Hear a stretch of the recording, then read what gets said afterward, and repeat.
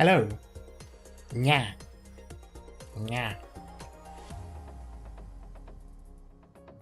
Yeah. Yeah. Okay, that works. There we go. Hello.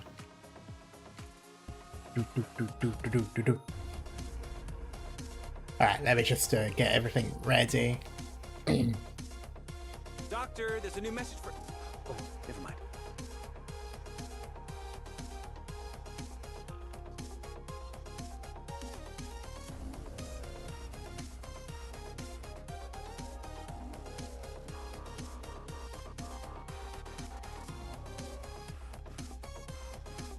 One second, let me just do this real quick.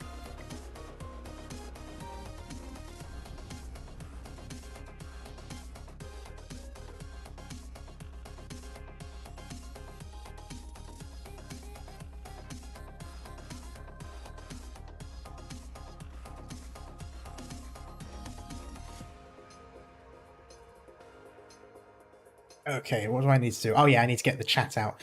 Hello Ringo, hello Raphael, hello Red.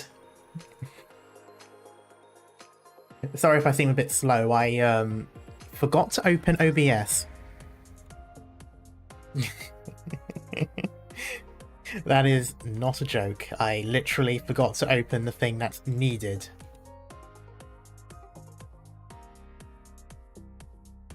In my defense, I was doing some grinding. I was trying to get a bunch of chips before starting the stream.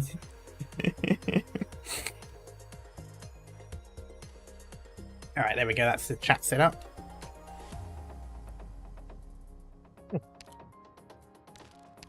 Mine.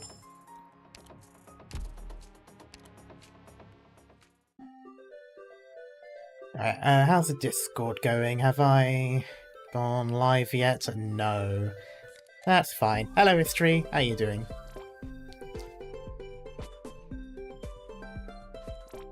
Right, there we go. Keep an eye on that.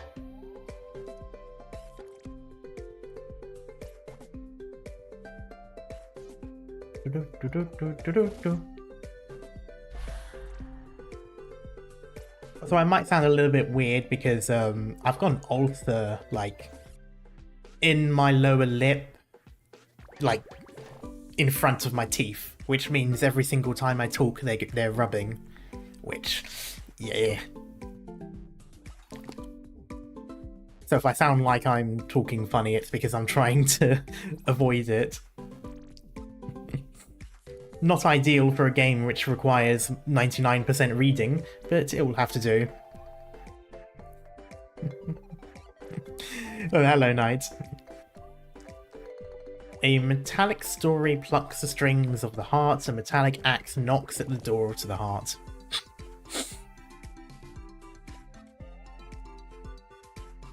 Ah. Square choke point. Not too bad. Having Laplands there would cover the entire area as well. As in, we'll cover that entire middle section, I mean. Because she can do one... Oh. It's one ahead, so she'd have to be here.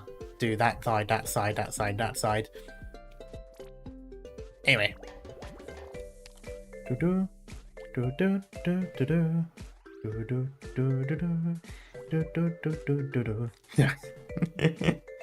Okay, let's see what I've got. Same old, same old. That's a nice way to think if you broke down my front door, yeah.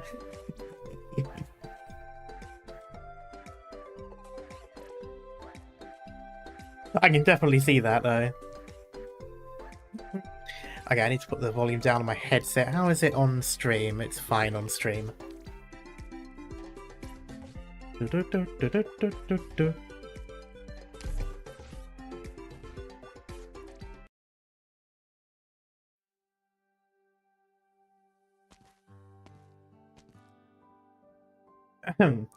Citizens of Suetza, I am your environment and climate representative, Edge Earthheart. We are here today to discuss the future of Zoetsa. The survey results are back, and the representatives have discussed a few possible solutions. We will make our choice from these options today. We also hope to come up with an answer for how the city will move forward. However, today's meeting will be officiated by Avdotya.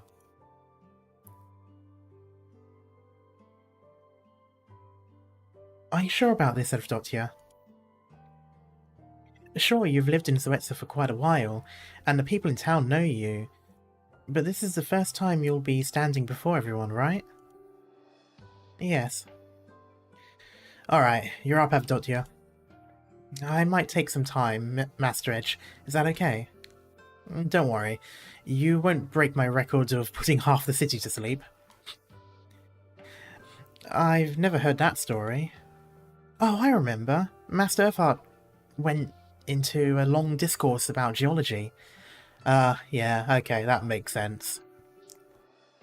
Geology does put me to sleep. He went on and on until the sun went down, and only stopped when he wore himself out. I probably won't go that long. Go, Avdotya. This is the culmination of the time you spent here as our resident surface-born. Thank you. Here goes. Don't need that Russian accent. I'm not doing it, I'm afraid. I just can't maintain it. Like, even if I said fuck it and just did it, even if it wouldn't work, it's... I just can't maintain it. Like some... It's Avdotya. Avdotya, I'm with you no matter what you say. Thimp. Why don't my speeches get the same reception?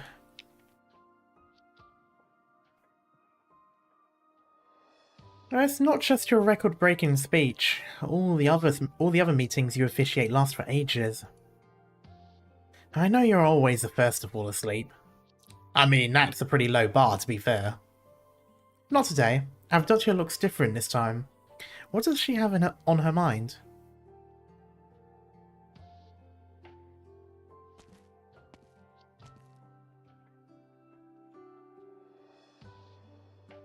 Fantastic. I respect Master Edge's knowledge, but his meetings are torturous. Avdotya's voice is as beautiful as she is. I could listen to her all day. Greetings, citizens of Zoetsa. I am Avdotya, literature representative. Today I officiate over this meeting that will determine Zoetsa's future. We have discussed with Master Edge and believe that there are 3 practical plans to carry out Zoetsa's evacuation. Before discussing the plans, however, there's something else I want to talk about.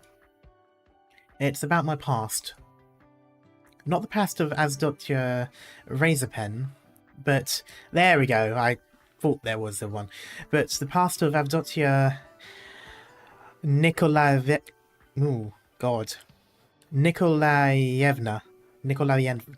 Jesus. Ivanova. There we go. Can we drop the middle name? When I first came to live among the Durins, I created many stories and shared mine with many people. This, however, I've never told anyone. I want to share it with you today. I was born to a noble family in Ursus. Oh, that's an awesome piece. Avdotya thought she would struggle to find words. But she found her memories pouring out as soon as she opened her mouth. Probably been wanting to talk about it for ages. Not consciously, of course. It was not that she did not know what to say, it was that she had too much to say and did not know where to start. I wonder what that piece of machinery is on her arm. The Durins do not know what it means for her, but she does. This is the first time she's looked back on her past since coming to the Durins. She thought time would let the past fade, let her forget that she was once a woman of Ursus. Now, though, she realizes that the past never truly goes away. But meeting Gavial and the people she brought with her helps her realize that is not so bad. The past pulls her down bit by bit, along with the Durins listening to her story. But she no longer feels pain from it, and thus neither do the Durins.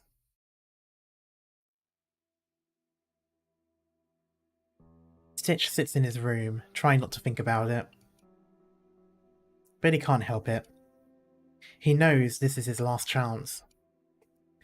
Let it go, and he will never surpass his teacher. And he has a feeling that if he does not win this time, he will always be second best, though to what he cannot describe. He knows, but he can't do it. He puts his arms around his head. There is someone knocking on his door. Rapping at his chamber door. Sorry. Stitch, you in there, right? I know you're in there. Leave me alone, Gavial. We need to talk. Talk to Catch if it's about the dome. No can do. Why? Because this is your job. Open the door. You're not coming in here. This is gonna be... She's gonna break the door down, isn't she? That's not up to you. There it goes. The door and the walls around it collapse with a bang, and Gavial walks in casually, holding her axe.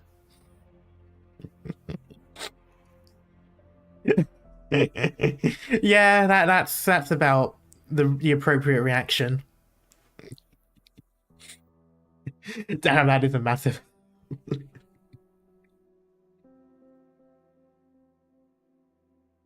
The funniest thing is, During aren't tall, so it couldn't have been that big of a door. She sees Stitch sitting by the desk with his arms around his head, his expression hidden. A few blank pieces of paper lie by his hand. A few more pieces of paper lie by his feet, either torn to pieces or crumpled up. Design sketches for the dome. You wanted to do it, didn't you? Can you give me a break, Gavial? It's not so much that I'm not giving you a break. Look at you, shutting yourself in this room and staring at sketches. Holding in everything you're thinking. There we go. Not gonna lie, I nearly read that as sketchers. You know, like the trainers. You're the one who's not giving yourself a break, Stitch. You don't know anything. Right. Which is why I'm not taking you back by force. I don't know. So I gotta find out. Well, why did you smash my door then? You wouldn't have talked if I didn't. You're just threatening me. I'm a reasonable woman. I could even be convinced to help you. If you have a good enough reason. I realised something on my way over here. You weren't happy with the whole dome repair thing, were you? From the very beginning.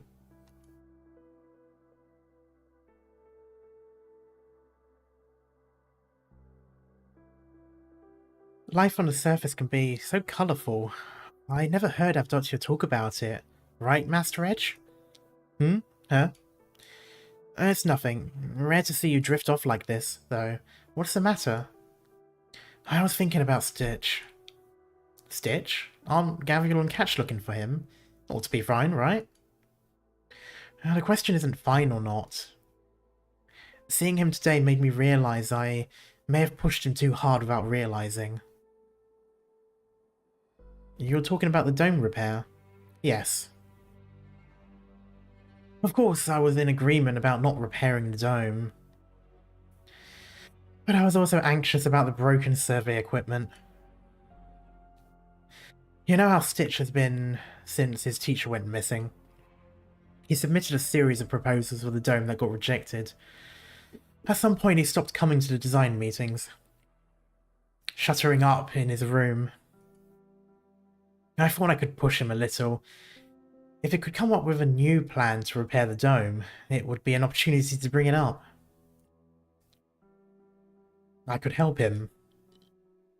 He ended up going up to the surface dwellers to fix the railway. Yeah, I didn't expect him to go this far to avoid fixing a dome. So I thought, forget it. The Originium vein takes priority. If it's so reluctant to repair it, just let it be. There will be more chances in the future. Little did I know there would be no more chances. This isn't your fault. If anything, it's Stitch's for running away. But if this dome is so important to him, he'll regret it for the rest of his life if he doesn't seize the opportunity.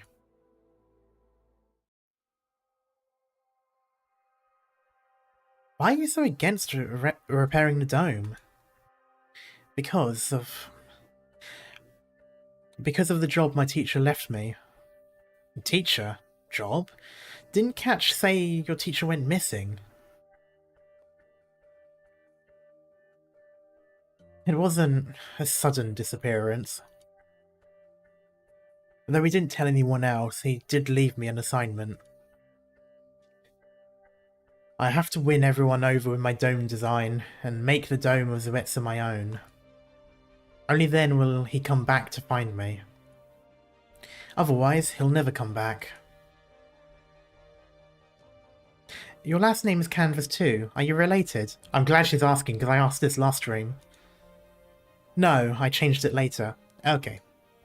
8 years ago, I surveyed an Originium vein explosion. I had no home to return to. Survived, not surveyed. Jesus. But my teacher took me in. So, uropathy... Yes, that was when I caught it. On the surface, people with this disease are called the infected and cast out from society. That's not the case among the Durins, but we can't fully cure it, only keep its symptoms in check. Okay, it makes sense that they would have their own independent medical technology, I guess.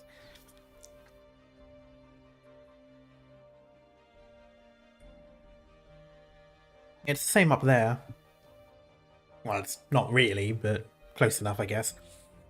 So I changed my name to that of my mentor and studied architecture under him. I hear he was pretty famous. Of course. Finch Canvas was a design representative of Zuetsa. Surface dwellers would call our style minimalist. We oppose elaborate and flashy designs, seeing them as the unchecked spread of desire, the product of slothful life. Did I? Okay, I did close my window. At this rate, we will inevitably be swallowed up by our own desire. That's why we've advocated a lifestyle that emphasizes the true nature of things. True nature? How things are in their most natural state. We oppose all unnecessary functions, trying to keep things the way they are. This is our rebellion against life of desire. Like the simple design of your room? No, my style is not exactly the same as that of my teacher. My style came from his, but in some ways we go in opposite directions. Allowing a city to welcome destruction while looking its best is a luxury that comes from our excess productivity. It is arrogant and wasteful. Once time is limited, and my clock is ticking, one's time is limited rather. You're infected too, Gavial, don't you understand? You only have so much time left. You need to spend your efforts on something more meaningful. Of course. That's why I study medicine, so I can heal myself and people like me.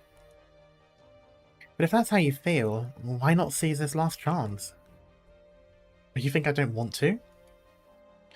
Do you see the sketches here? They are proof of my failure over the years. I made proposal after proposal only to see all of them rejected. After that, I couldn't even come up with a passable sketch. I don't know who is the problem, the Zuetsans or me. All I know is that the mere sight of the dome fills me with fear. That's unfortunate. That would be like being scared of the sky. It's like a cage that my teacher has locked me in, trapping me forever. Even if it is like my last chance, I can't do it anymore. Even if I came up with a new plan, there's no hope of it getting through. And you tell me how I'm going to come up with a new plan that can pass review in such a short time. I'm not coming with you, Gavial. I'm a failure. Tell Master Edge that if he wants the dome fixed, he can have Catch do it. He'll undoubtedly do a better job than I can. You have heard of Catch's idea, right? Alright, I get it now. All the more important for you to come with me. Haven't you been listening? Yep. But you're the one who's got to explain it to the gang. Ugh. There are people with agoraphobia, that's the one. Yes, that's not quite the sky, though. That's open spaces. But yeah, I suppose that is also a good parallel. Oh. Stitch is in danger. Stitch is in danger. Oh yeah, I forgot Sticulture sent robots to stop her. I guess this is going into the fight then. Protect Stitch, protect Stitch. Hey, where did these bots come from? Huh?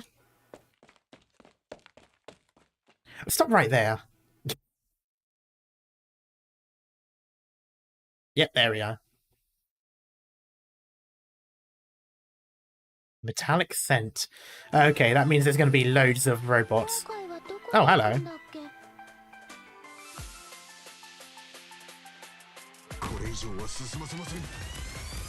That's unfortunate.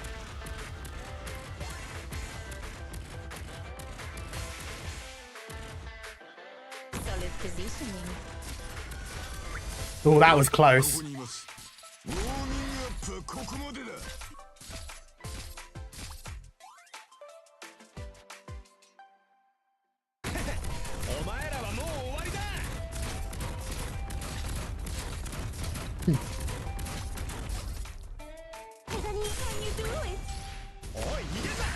Okay, so that's what he does.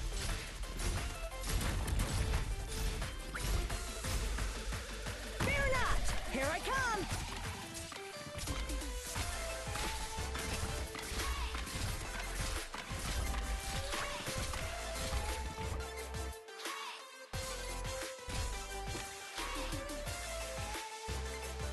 I'll do my best. Ah, shit, I forgot to put you on... Ah, I need to remember to put you on S2. Oh, that's unfortunate. It is but a flash in the drift of time. Oh, that's most unfortunate. Ooh. Ooh, that was... Okay. Something like that, maybe.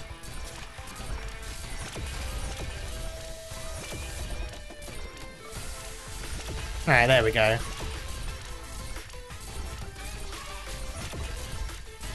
Alright, this one isn't too bad. Fear not.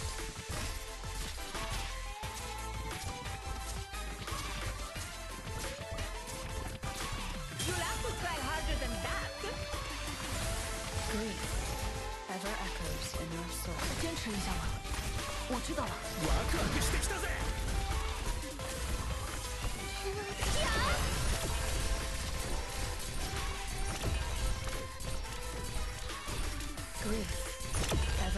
Dive? What have I been missing? Oh, I bought him. He was on the banner, and I decided to put him as the search shop. It's quite an odd addition to your roster, but I respect it. Yeah, I quite like him. He's kind of an in-between for Courier and Texas, and gives just a little bit more DP than Courier.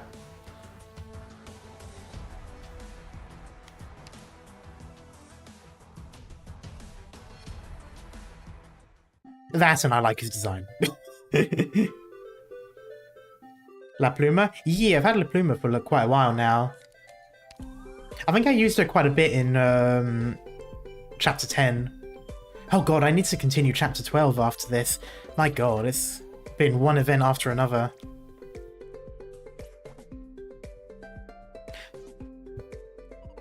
Now, I'm not judging, but I'm judging. That's, an interesting setup. I mean, I like it. It's basically a kill box, but why?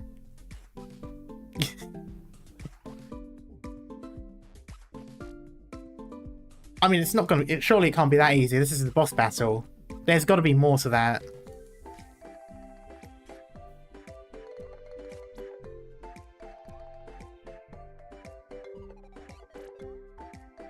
The boss is going to be annoying for you? Yeah, I'm getting the feeling.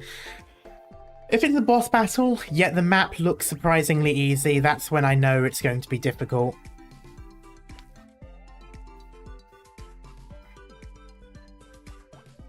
Okay.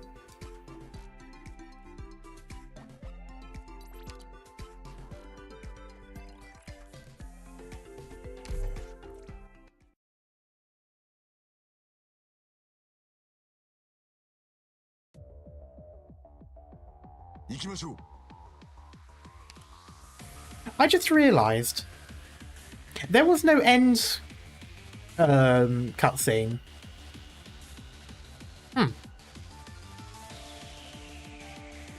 And there's also no end cutscene. There's no starter cutscene for this one. Okay.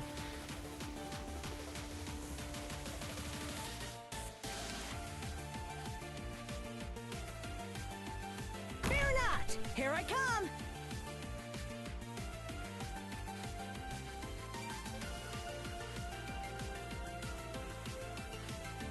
Why does it sound like something you'd hear out of like a Sonic game or something?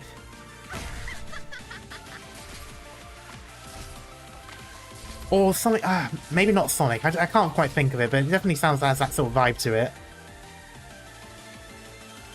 Okay. I'm going to assume the boss is going to be an aerial one, just because I've never seen any aerial.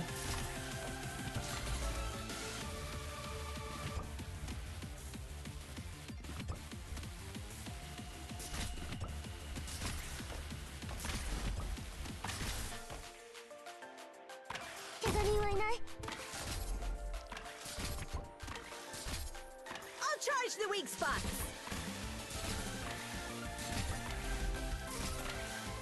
You'll have to try harder than that. Actually, not gonna lie, this also sounds like an anime opening. Like, you gotta admit, it definitely does sound a little bit like an anime opening. I'm not sure what it's reminding me of, but it's reminding me of something.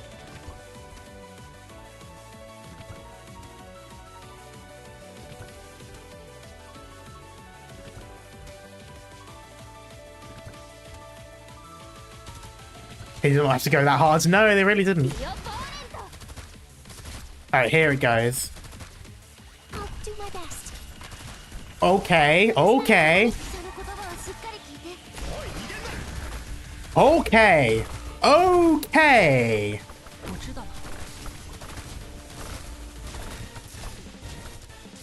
Okay.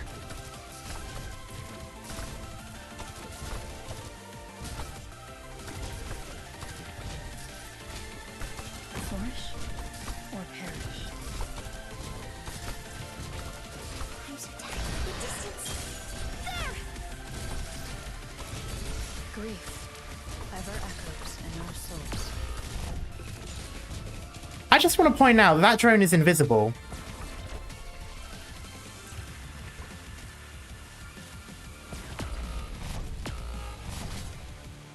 Big dummy, bring it on!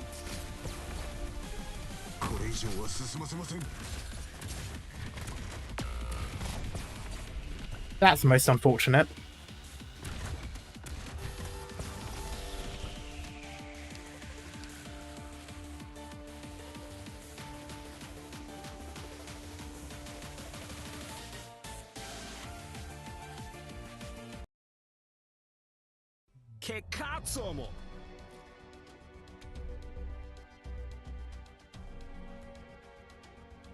He stuns too. Yeah, I noticed.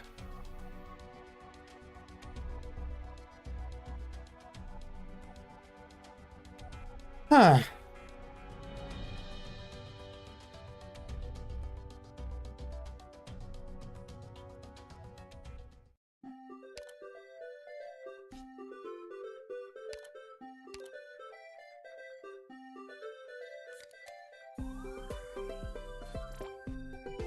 Construction machinery attempting to protect Stitch Canvas under the mistaken impression that he is about to be attacked.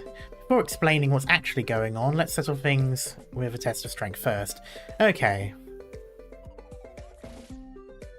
Oh, Stitch form. Well, as in it's literally Stitch. Okay. Flying unit. While on the battlefield, increases strength of all machine enemies. Attacks will deploy small drones that deal continuous arcs damage, yep, I noticed that, to the target for a period of time, prioritizing targets that are not already locked onto by these drones. Periodically refreshes a shield that can resist physical arcs damage and granted invisibility to other enemies. Yep, I saw that. Within attack range, as long as the shield holds. Periodically locks onto the friendly unit with the greatest number of surrounding units and continuously deals arcs damage in the area around the unit. Yep. Periodically locks on to the friendly unit with the fewest number of units around it and continuously inflicts stun. Okay, when HP reaches 0 the first time, Stitch will appear. Stitch forms stunned for a period of time. After appearing on the field, will not attack and cannot be blocked. Okay, so he's like, those stealth, not stealth, what are they called? The fucking Splinter Cell looking guys.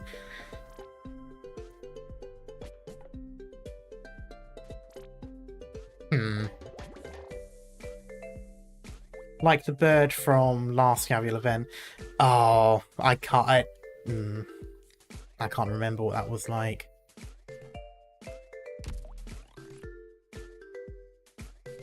Wraith, thank you.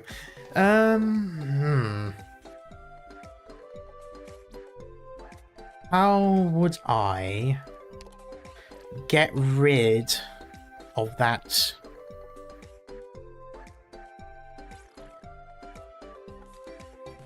Is there anything in here that could perhaps do something to cloaked enemies? Cold. Stun, push.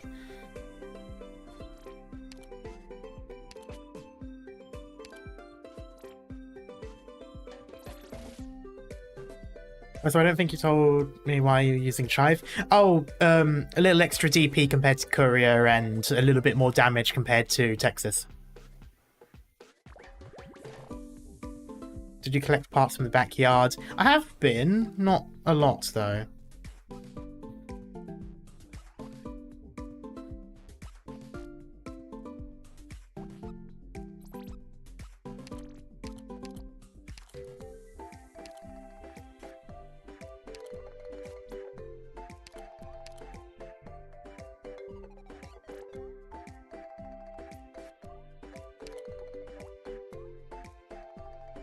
Oh, when Self-Car leaves, disable the special abilities of all nearby enemies for 5 seconds.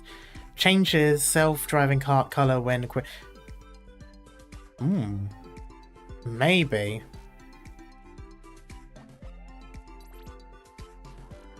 The cloaking would count as a special ability, right? Maybe even stop the lock-on stuff, perhaps?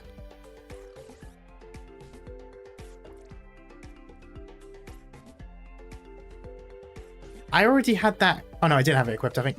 Oh no, I did have it equipped. I just didn't use it.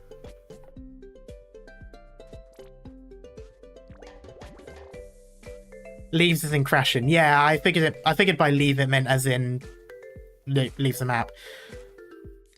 That should be fine because it should crash there, especially if I have Gabriel pointing upwards or anyone pointing upwards. The drone isn't cloaked, it just has a shield. It is cloaked though. It has the grey shimmer thing on it. And no one was attacking it. Or maybe the shield was a thing. But still, maybe the shield be a special ability? I don't know. I mean, I'll use it. Apparently I've got double. I don't think they stack though.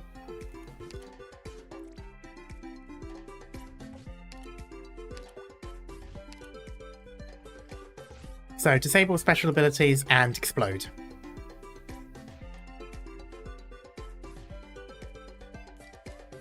Just FYI, you don't need to worry about the invisibility, it's only for the ground enemies. The reason you weren't damaging the boss is because of the shield. Oh, okay. It just looked... I must have confused the effect. I must have looked at the effect and thought that it was the shimmer effect that the cloaks have.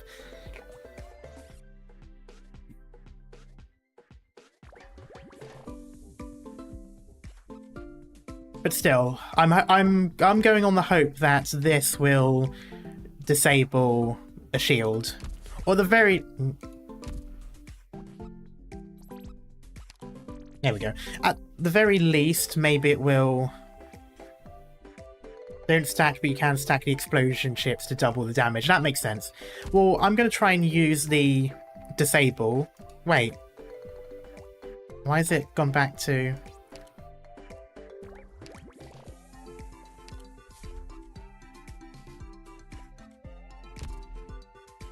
There we go.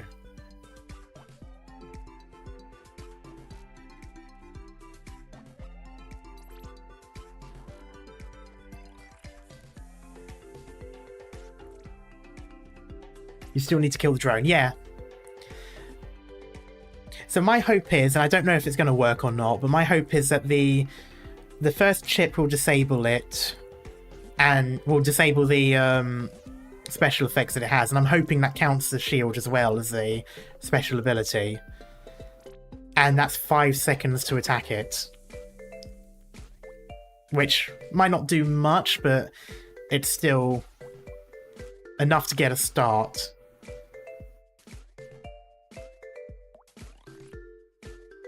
You need way more DP to deploy shelter. Yeah, I might do that actually. I might swap out Pluma in this particular case because I didn't use her last time. And I think...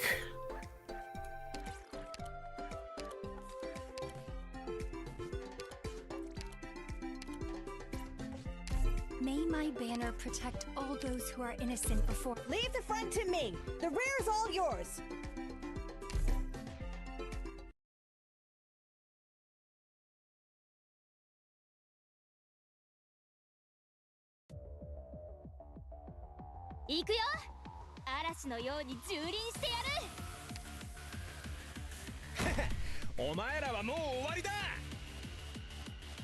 It's my duty to stand here. Next person's cheaper.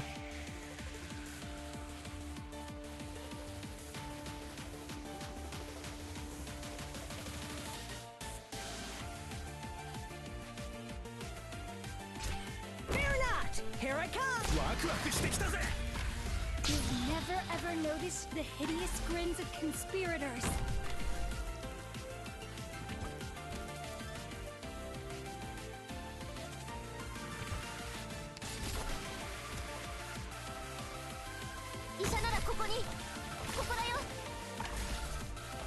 This boss battle music is really, really hype.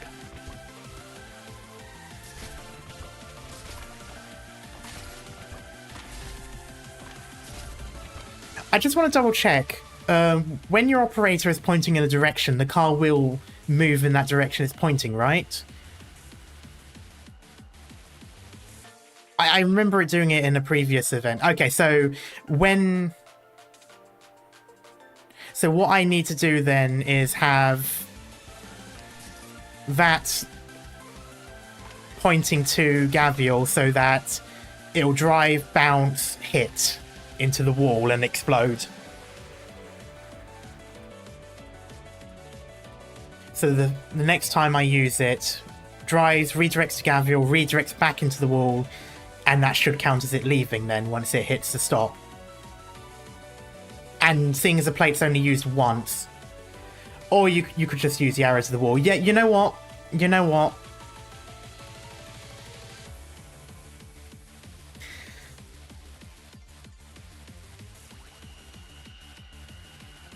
As long as the boss is close enough, yep.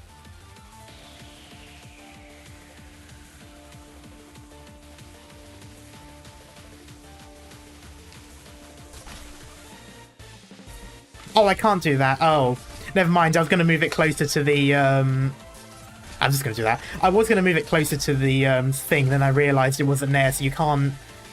Your orders, please. Would you ever imagine friends turning against each other and homeland fading into nothing but memories? Flourish or perish?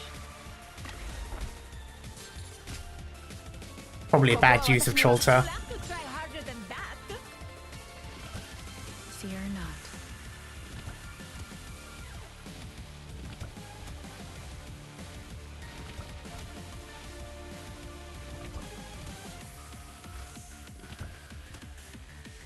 There it goes.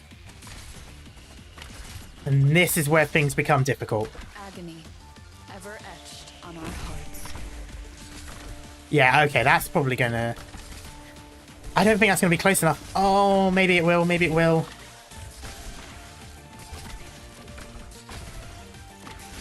I don't think that did it.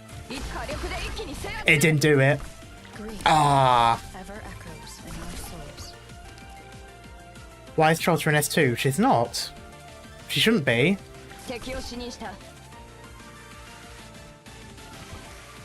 That is S2, isn't it? I set it as S3 by default, and then I took her out and put it back. Okay. Doesn't matter though, it seems as though the cart didn't... Unless maybe it was just... has to be on the tile. No, I don't think it's doing it. Would you ever imagine friends turning against each other and home?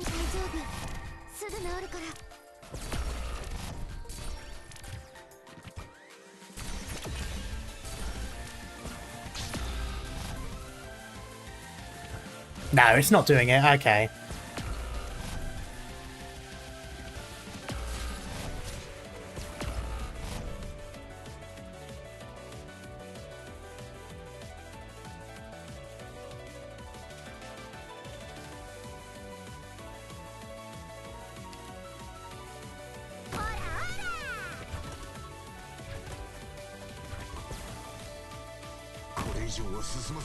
Oh, that's unfortunate. The cast is on the ground, you can't hit here. Yeah, I know, but I was hoping the splash damage would still count. Oh, you wanted to see if the explosion of the car reaches minimalist. Yeah, my hope was that the special ability thing would stop it. But it, as in the anti-special ability thing. So I thought I was being smart, but no. So how do you get past the shield?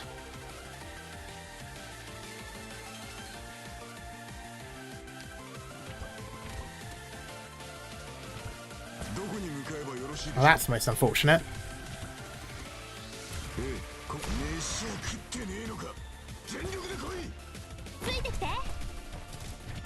Probably a DPS check. A lot of damage. So there just isn't a way of dealing with it then.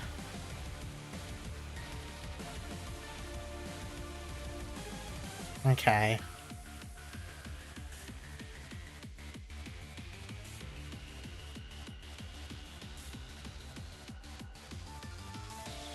The Gavial way.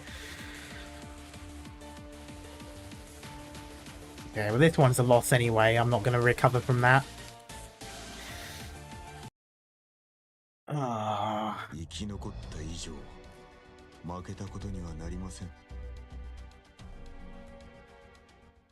I will tell you now, the urge to drop in Texas is very high. Okay, so what can I do?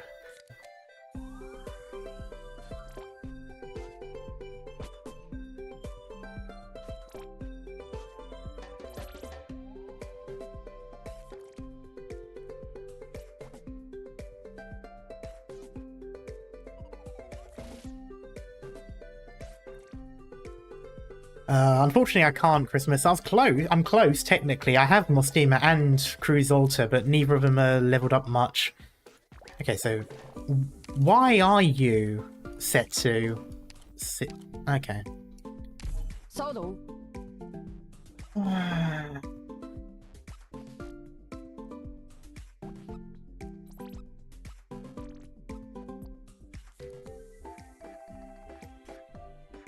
Her range widens on the second column, yeah.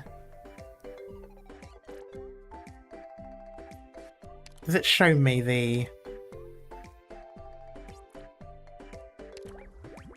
It doesn't show, does it?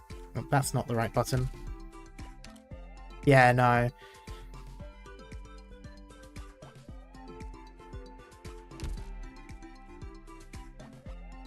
There isn't any title. What do you mean there isn't any title? Anyway, the drone hugs the wall. Oh, any tile, sorry.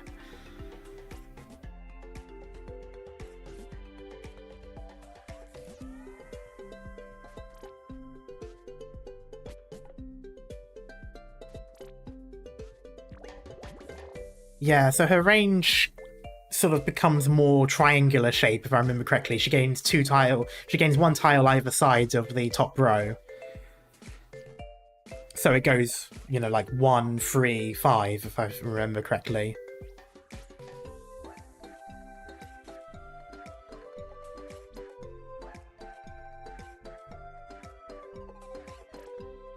No, Rosa. The problem with Rosa is that I have not... I don't know, it's weird. It's like, I've gone back to her several times to do, but then... I don't know, I think it's just very circumstantial. I just tend not to need her, so I just don't have the urge to rapidly level her up. I've got pause here, but...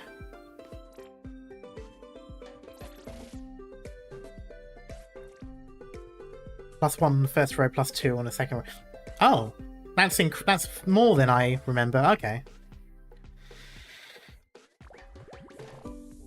It's funny, the times I do need... You definitely need more snipers leveled up. Yeah, I definitely do. I've gotten way too complacent. Chen is literally the first time I've... Chen is the first time I've leveled up a sniper in a while. I do want to go back though. I mean, no, not Arknights. Level. I've got. No, actually, I've got quite a few casters, but I've got Cruz and Positive there. Not Positive, Rosa. It's just getting around to doing it. One of my earliest strategies through most of the game, catch heavy enemies with my defenders, have Rosa do the work. Yeah. He's leveling husbandos. I mean, yeah.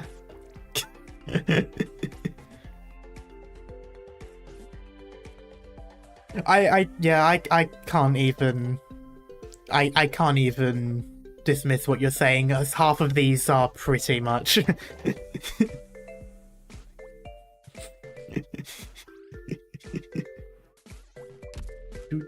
I keep doing that. It's not back, it's just there. Okay.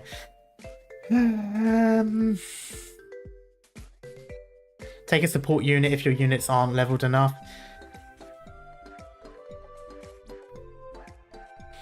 I mean, I might do. I'm just not sure, because... could I do it? I probably wouldn't be able to do it with Chen alone. I do need someone like Marina, won't I?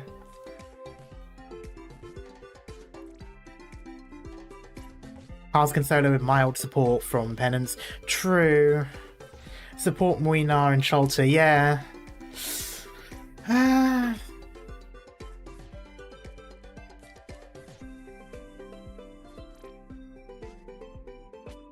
Yeah, I might as well. I mean, I could wait, but I feel like it's probably the case. Okay, yeah, that's one. I think I have Rosa on my account as support though. Don't think you have added in game. I should do. You're like one of the very beginning. No, we know it makes you dumb when it comes to strategy. I mean, you're right. I just don't. I don't know. I mean, I could do it right off the bat, or I could do what I was going to do and just use Chen and then go to him if I can't, but my problem is range. Because what else do I have in terms of range? Both caster and... Can have my Schwartz. Yeah.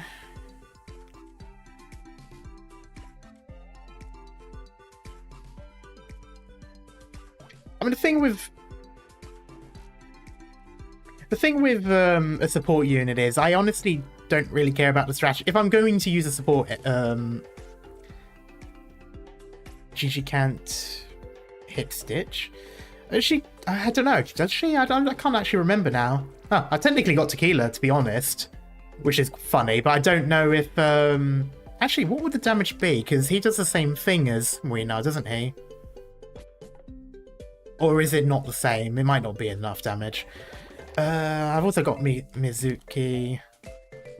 Okay, Susie can. Okay, then. I wasn't sure if she was or not. She can if she wants to hit him. Tequila can't reach, unfortunately. Oh, okay, so does he not? Okay, so he doesn't have extended reach in the same way. String too short. Okay, so his are more... So Muina's like a longer range version of him then. Okay, that makes sense. Okay, so what was I doing? So I don't have much there. What do I have in terms of... Okay, so I've got Amia. That could be useful. The problem is she won't necessarily target the drone. Unless I can point her in a direction where she can only target the drone at the beginning.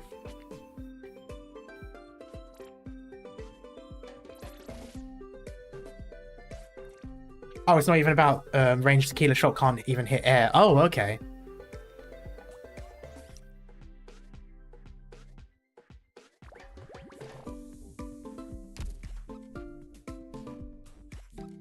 Drone makes enemies under it invisible. Yeah, I saw that bit. If the other enemies are hidden, Amia will shoot him. Yeah, that is true. Okay, so...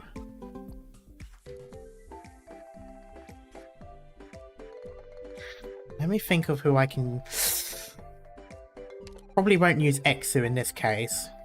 So, Amia with the Chimera, if I can get her in early enough.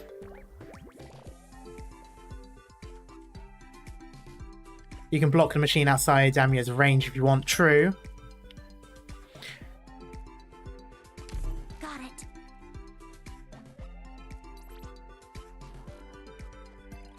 Okay, so I'm going to try without first. Ifrit in the bottom lane, maybe? What's in the bottom lane? Ah! Possibly.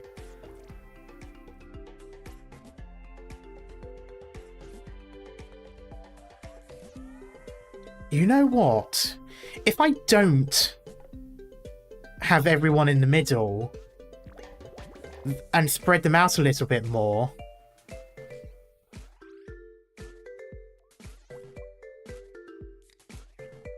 then that would help a little bit with the damage, because there is some area of effect damages.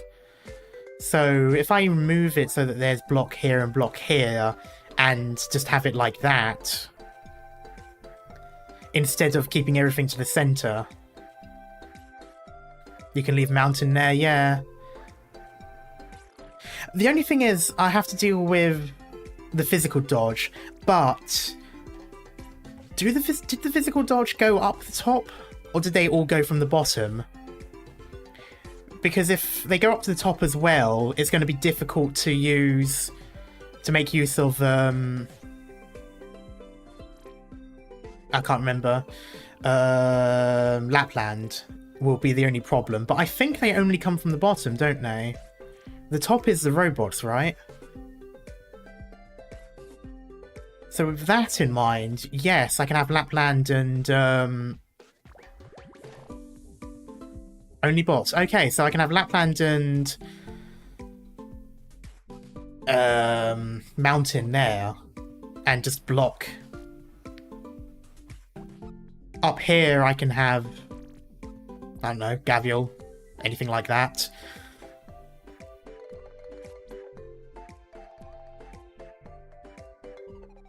Keep the Vanguards up here anyway, just for the sake of it. have the healers displaced so that they're healing their individual things, and then just have Amia and Chenault up here. Actually, I don't need Gavial there in the middle, just have Gavial up top here. Here, then thingy, 1, 2, 3. That covers, well, okay, it doesn't cover Amia, so maybe there, 1, 2, 3. I have the block here.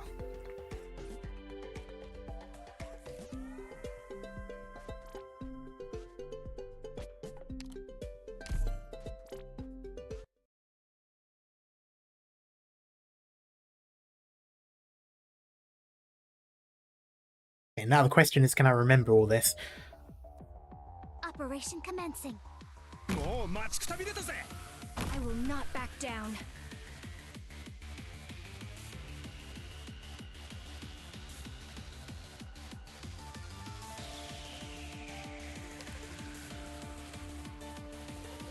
Ah, that's going to be the problem. DP is going to be a problem. 俺様のこれでも食らえ No, wrong person! Damn it! Ah. Okay, that's fine. For some reason.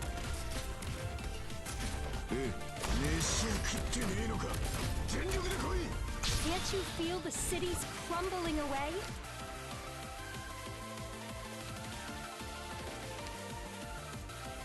I'll take the lead. The rest is up to you guys. That's going to be a problem.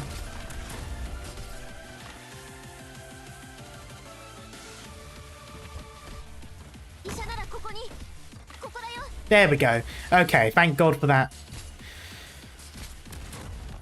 Okay, I need to get Amia in stat.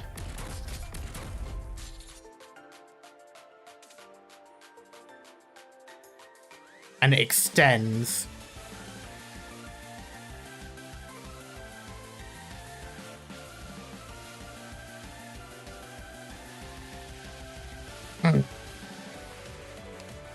Pausing. I could put her there. When she uses her skill, the Chimera skill, she gets the extra tile either side. So I can have it for the whole range there. And then there's Chen, though. And then her thing is like that.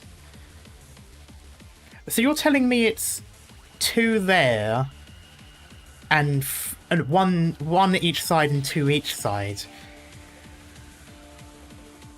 That's quite big. But I can't think of...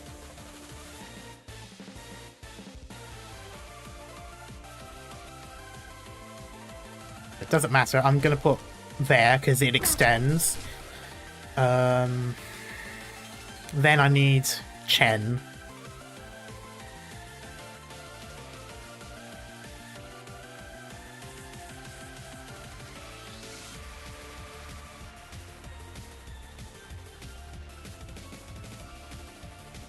Okay, so it's only 2 blocks, so... The line close to her is 3 wide on the skill. The line away from her is 5. Oh!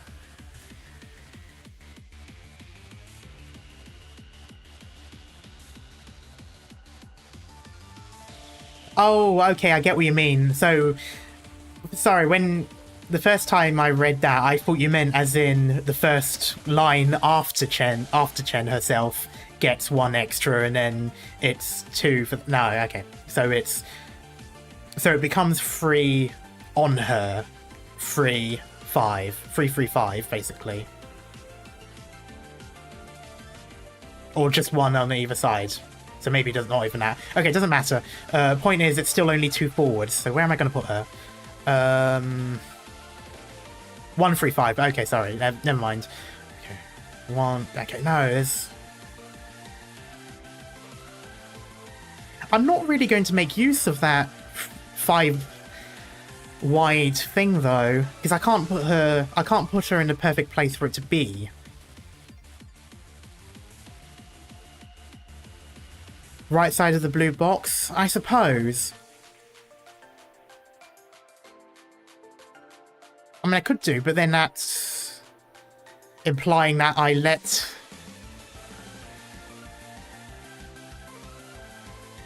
The free wide gives bonus damage.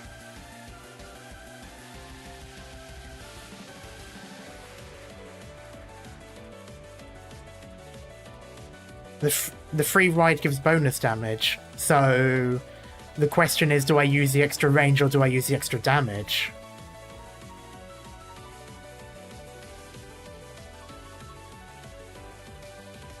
The road directly in front. Oh, you know what? I might just use that.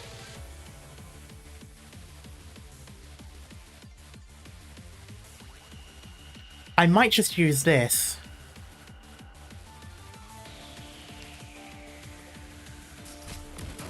You'll have to try hard. お前らもよく頑張りました Your orders. Would you ever imagine friends turning against each other? But like and this. homeland I've fading just... into nothing but memories. On skill implies the tire range. Oh, okay. Oh well. I just realised Amiya's not going to get the skill up in time. I've basically put her in the wrong place.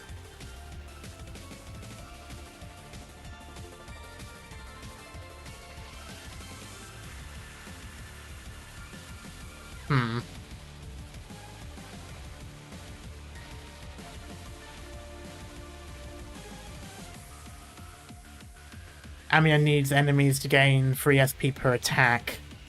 I should have had her on this area. Oh well. She's gaining SP, but... I mean, it looks like she's gaining SP. Yeah, it is auto. But it's not enough, yeah. I've handicapped Amiya then. Doctor, leave the big guy relax. It'll be over in an instant. That's the wrong person. Flourish or perish. 戦場はさ、その言葉はしっかり聞いて。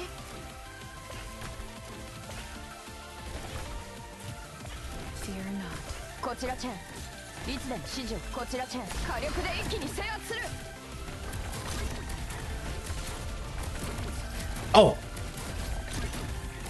Oh! Now's the time to help everyone out. That's not gonna help because I've done a stupid.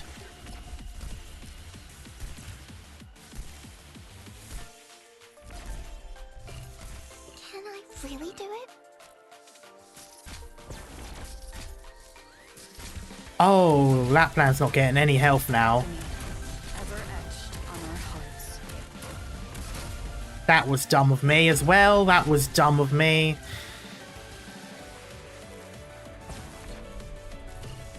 Boss does loop, okay.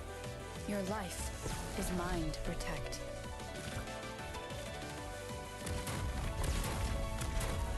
Oh, it's still doing damage. Oh, okay.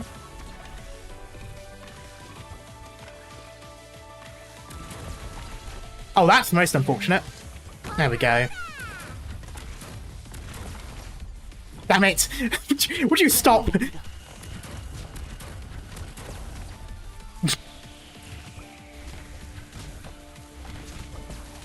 Grief ever echoes in our souls. Doctor, leave the big guys. Who's next? Can you please heal the right person? Your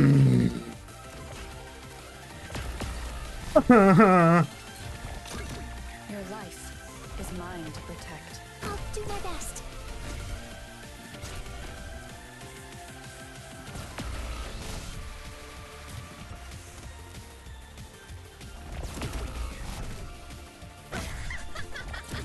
Agony Come on. ever etched on our hearts.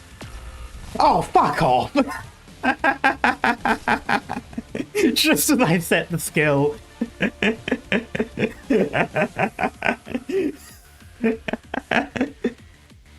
AoE healer would be better, especially against arts damage, yeah.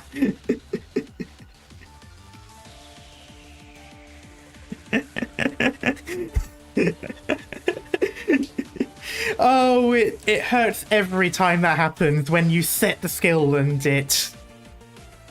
they die immediately after. I feel though. It's even worse when it's like an instant skill, but because they die, it cancels it out.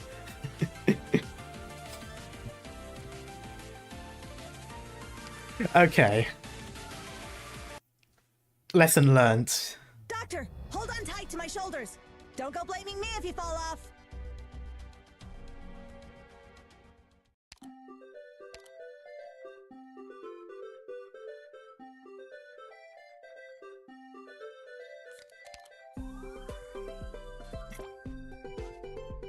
Oh dear. Healing. It's a shame I don't have Nightingale leveled up much. But Perfumer's a pretty decent AoE healer. Okay, let me just see, because I need to rechange some things. I might move them up a bit. Have Mountain there and Lapland pointing there. And then have Perfumer there. I can have Perfumer there, 1, 2. No, 1. I suppose Mountain technically doesn't need the healing because he heals himself. Although he was starting to take a lot of damage once the drone hit, so maybe it's worth having him in there then. So 1, 2. Okay, so there isn't really much healing that comes. But then Chen didn't take too much damage.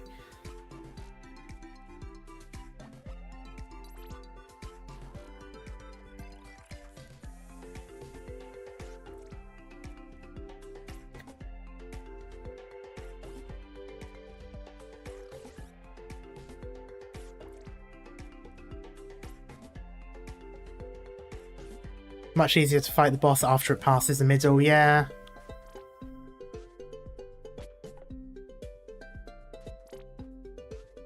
We have all the time to set up. The problem is, though, it still does all of that damage while you're there. Like, I mean, I could deal with it right away, or I could deal with it later on, but the problem is, it's still... the time it takes for it to move, you're still taking damage, and even when it is away, you're still taking damage.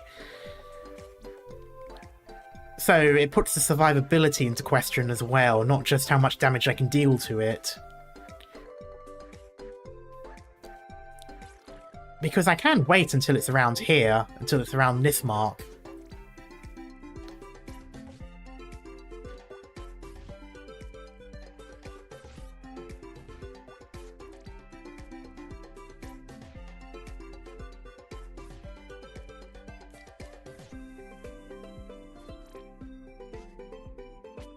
But then again...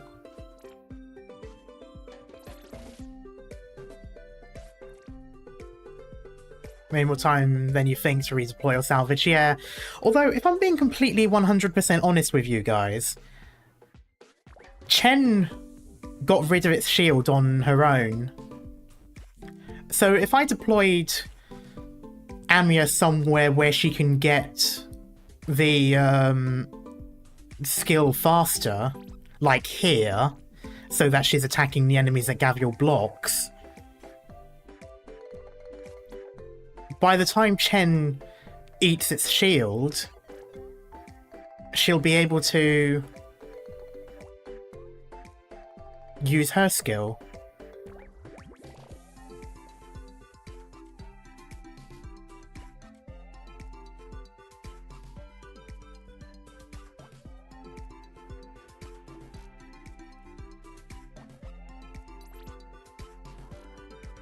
Amiya, just ignore the shield since her skill is true damage. There is also that. Or put them together for massive damage. Yeah, there is also that too. Have you considered the cars or ground enemies? Possibly. Actually, very possibly if I have them back here again. Lapland pushing it down and then Mountain looking that way, being able to push in.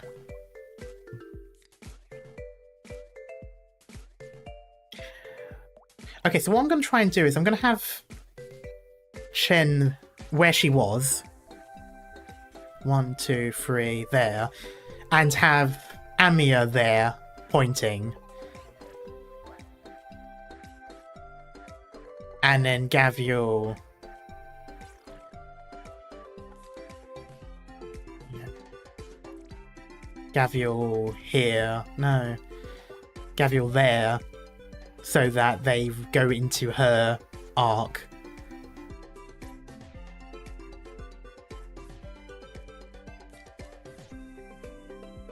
Two explosive chip car bombs insta-kill the dodgers.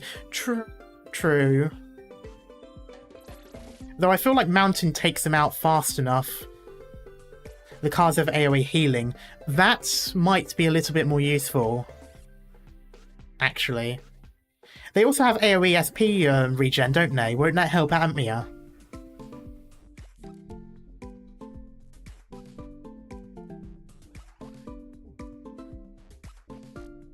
Oh, actually, if I put Mountain and Lapland back up there and keep them pointing downwards, the car will hit here and get blown up.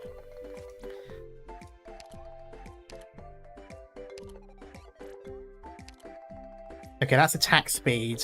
I might go for healing, or I might do SP.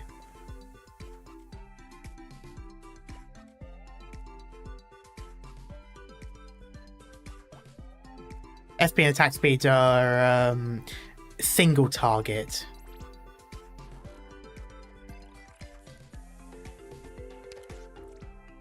Ah, I see. How does it determine which one to target then? If it goes past, oh, it gives the SP to the cars that it drives past. Oh, so it would only affect ground allies then. Ground allies that it actively drives on the same tile as.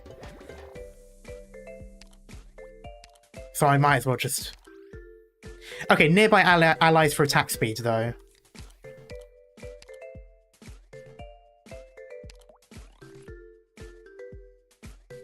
Okay, so I'm actually going to go for this. Heals and attack speed.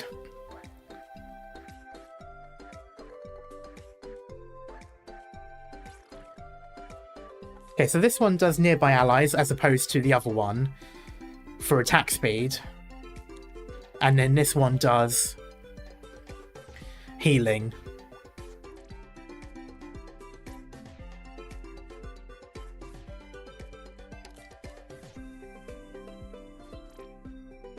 I'm going to double explosion.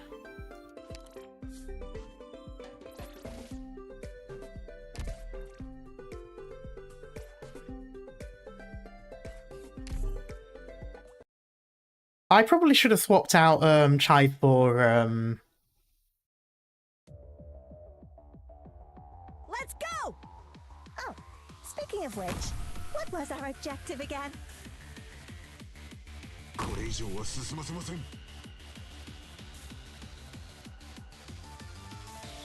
Oh, I should have just done what I was going to do.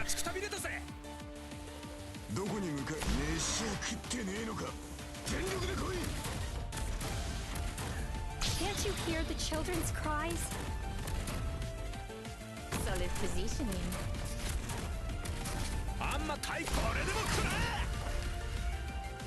Big explosion. Okay, so it's healer there, second tile above the thing. 1, 2, 3. Right. So on top of the weird tile. Fear not! Here I come! Amiya next. No, it was supposed to be in the middle bit. It was supposed to be there.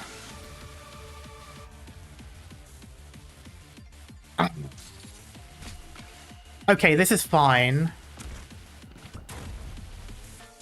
This is fine. I swap up my tactic, so instead of having the healer there, I'm going to have the healer... 1, 2, 3. Fuck. Oh, I've messed it up.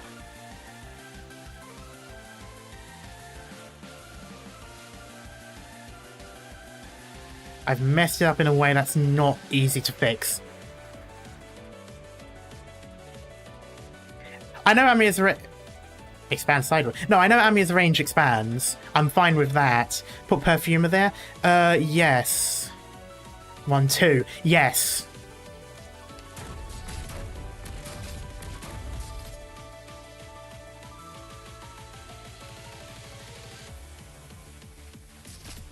Yes, perfect.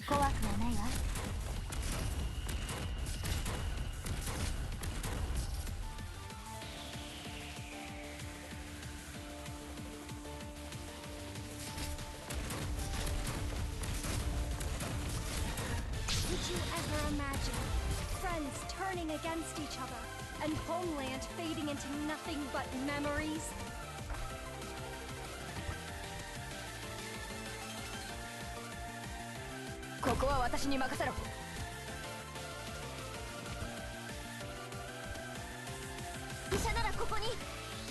This music is really distracting.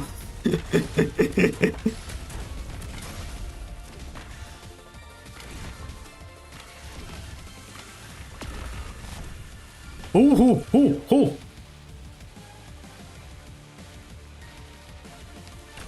俺様のワクワクしてきたぜ。ほらほら。私ならここに大丈夫。すぐ治るから。I'm right here, Doc. I know what you're thinking. どこへのビール。敵を死にした火力で一気に制圧する。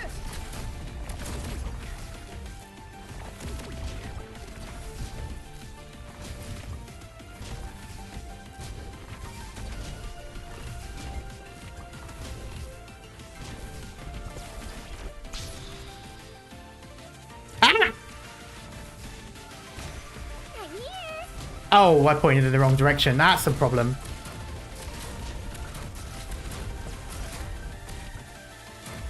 Amiya died. Whoops. I'll do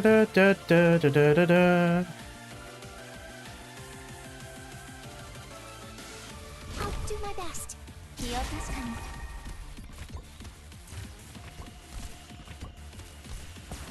No, that's not going to work. Having her do that one is a bit rough. 到我了吗？我是。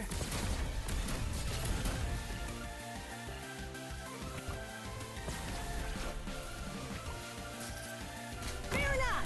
Here I come.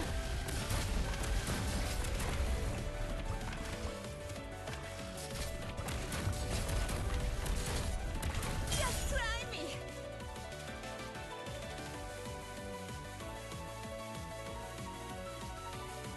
I feel like this drone is giving me more trouble than the actual Victorian artillery, and that was made to be artillery. I'm hoping it does multiple rounds. I'll charge the weak spot. Who's next? Oh. Yeah. That makes sense. Die.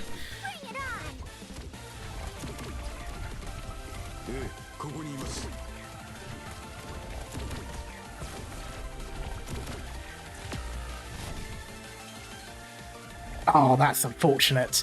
Got it.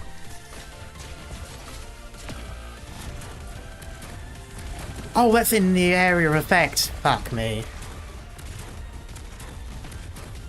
It's all falling apart. It's Jova. 退屈させんなよ。あんま退屈さワクワクしてきたぜ。 I'll do my best. That's so Jova. Yep, there they go. Ooh, okay, that was very close. Not quite enough damage. Oh, struck out.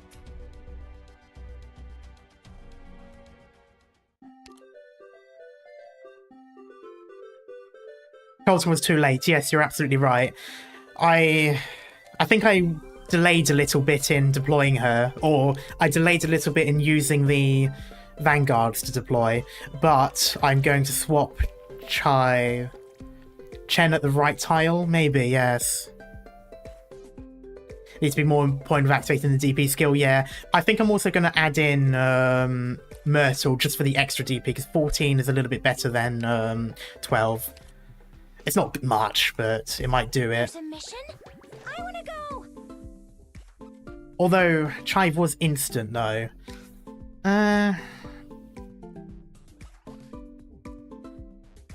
Maybe on the right side.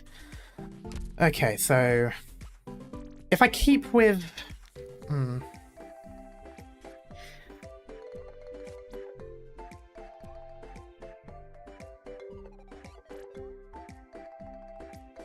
Okay, I think I know what to do. Healer pointing that way so that the two tiles above thingy is... yes, I'm going to put it back to S3.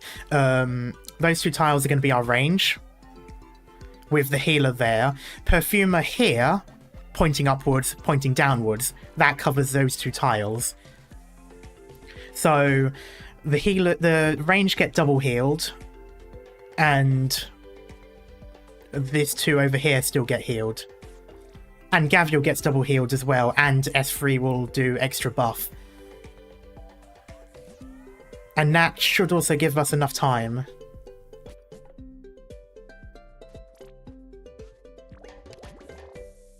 No, I don't need a...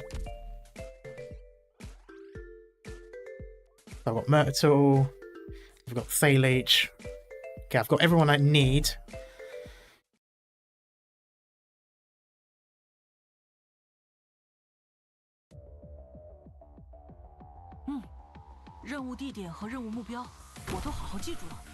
It's my duty to stand here. これ以上は進ませません。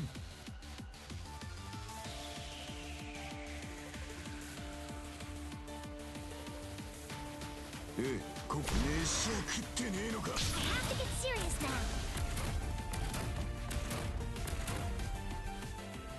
Oh, I didn't do skill 3. Oh. Okay, it's fine. I'm doing double healing. Double healing should be enough. Could you ever imagine friends turning against each other and homeland fading into nothing but memories? 医者ならここに。ここだよ。 Oh, I should have put, fuck me, in the ass. Damn it. I'm messing up the timings. Not timings, the deployments. I should have put, Ooh, almost those. We're counting on you again today, little apple.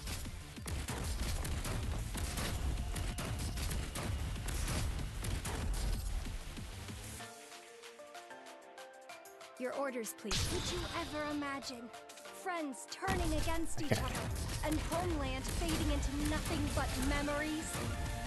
怖くはないわ。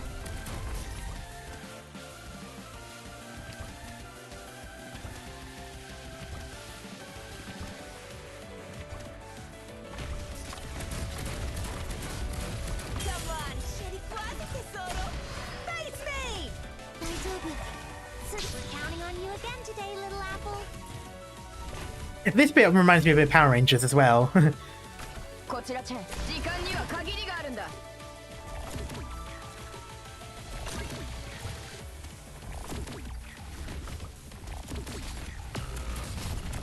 Don't care about that one. Are you afraid of me?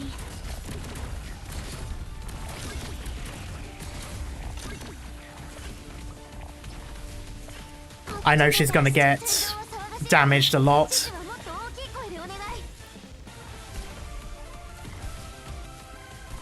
Oh, why did I point that way? I should have pointed upwards. I'm an idiot.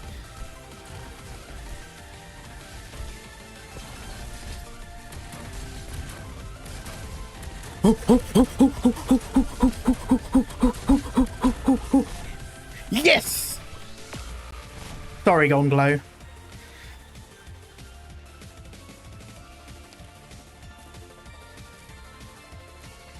You little shit. That was a sacrifice I'm willing to make. The hideous grin Conspirators.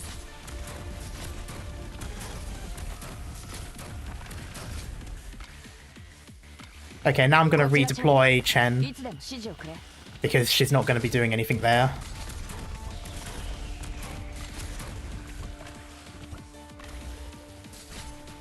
Can you do it? This is a point where I probably should have used more... Oh, car bombs!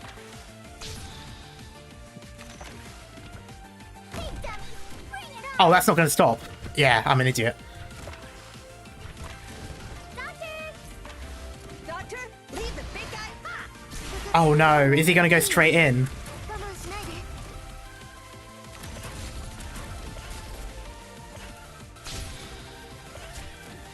Oh, I forgot. I thought it was only one. Okay, it doesn't.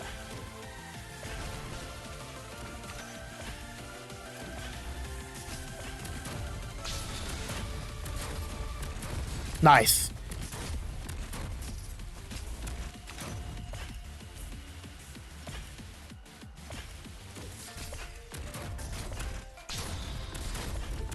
Oh, I've done it again.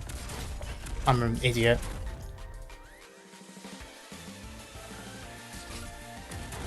Well, at least that guy got done. Roger. Come on, Sherry, quasi tesoro. Ah, fuck. Ah. I got so... I got so fixated on the cars. Nope.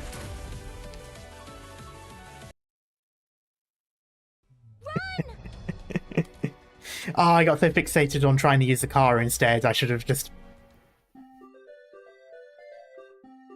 I can't believe the winning play was when you gave Chen less range. I know, right?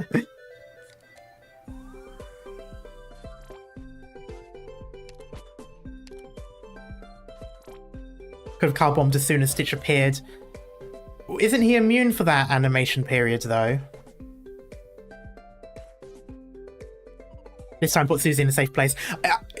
Using Susie was a last-minute thing, which is the reason why I didn't... Oh, so it's not permanent. Okay, I'm used to the second stage being immune for a short period of time. I'm so used to that for the bosses that I just assumed...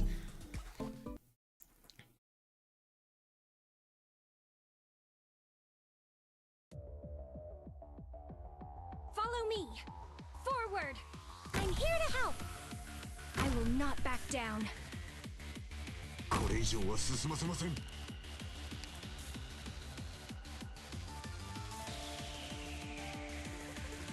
ォーミングアップはここまでだ。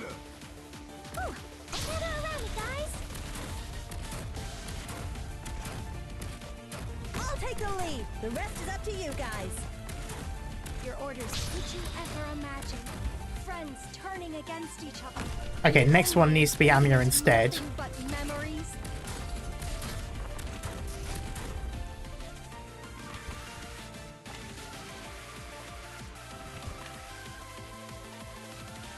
No, not there.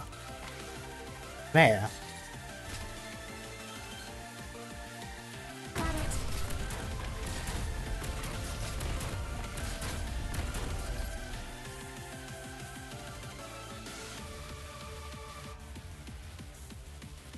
I've done something wrong. Oh, I wasn't double healing Gaviel last time. 怖くはないわ Whew, hope we're counting on you again today, little apple.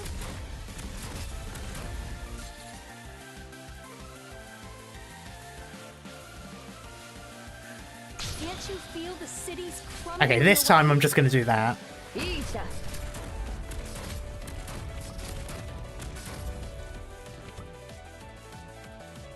怪我人はいない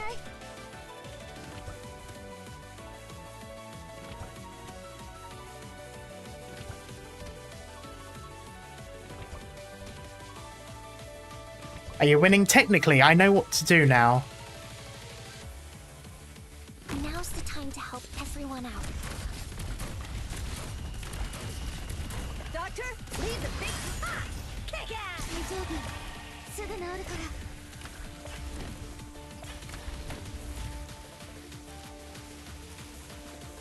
敵を死にした。 Here.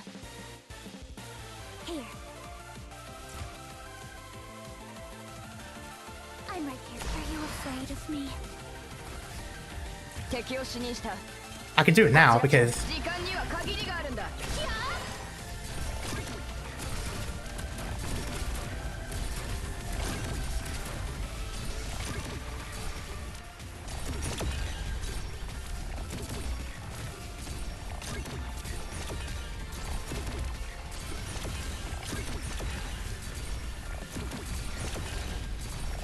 there we go.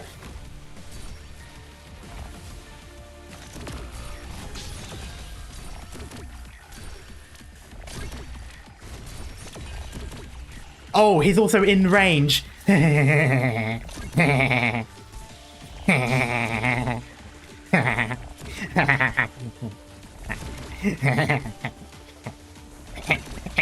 Die. There we go. Fucking little shit.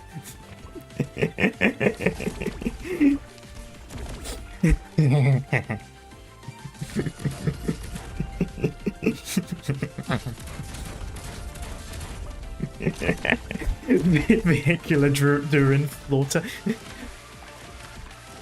Doctor, leave the ha! Kick ass! Get away from me, please!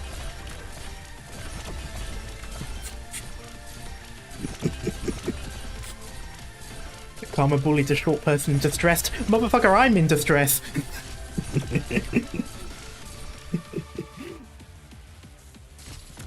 Oh, that was great. That makes me feel better. Can you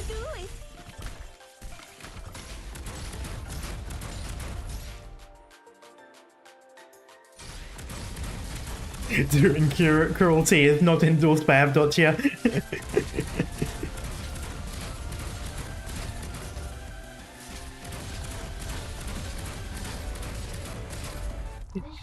Yeah!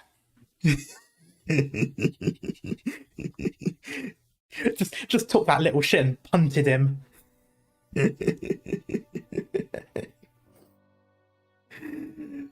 Oh, nice.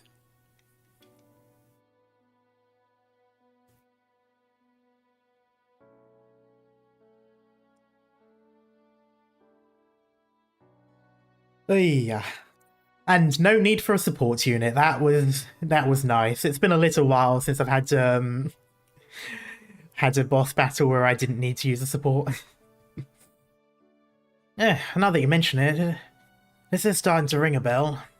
A few years ago, I participated in a couple of dome design contests with him and Catch. Oh, wait, sorry, was it Croc talking this entire time? It was, wasn't it? Yeah, it was. I'm an idiot. For some reason, I don't realise the colour difference sometimes.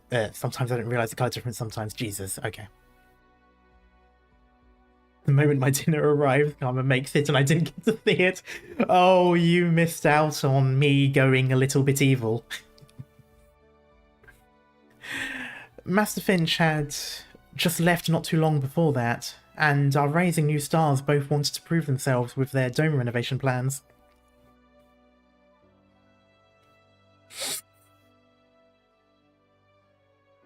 Catch was an incessant one at the meetings. He kept selling his ideas and the advantages of his designs. As for Stitch, all he ever did was lay his designs on the table before standing aside. It seemed kind of like how he would rather see his ideas for ourselves. Rather we see his ideas for ourselves instead of wasting his energy to explain them. Some preferred Catcher's detailed way of thinking, while others acknowledged Stitch's confidence, even egotism towards his own work. Both of them were undoubtedly rising stars. I feel like that wasn't actually ego and more so him just not wanting to do it. Or like, you know, as in him not feeling confident in discussing it, so he just puts it there and lets people read it for themselves. This rivalry continued for several years, and neither of them was able to truly obtain the recognition of the majority and get his designs passed. Until one day, when Stitch stopped showing up. Finch actually brought it up to me back when I was still around. He told me he was worried about his students' future. Minimalism is a mood, yeah. But those problems you can fix by talking sense into him. He has to think things for him. I assume that might have been Kant. He needs to think things through himself and set his ego aside. Hello, Mowind. Only then will he hear another opinion. Otherwise, forget Catch. Not even someone as strong as Gavial could do anything about him. I feel like that's probably not the case. And not even if Gavial really wanted to help him from the bottom of her heart. Yeah, I feel like Gavial is literally beating the sense into him as we speak. Like, you know, slap each side of the face. What were you thinking? If there was a way around it, Finch would have tried it a long time ago. But who knows? Catch and Gavial couldn't be more different, personality-wise. If the two of them tried to help him together, a miracle might just happen. Yeah, I don't think Finch tried to beat the shit out of Stitch last time.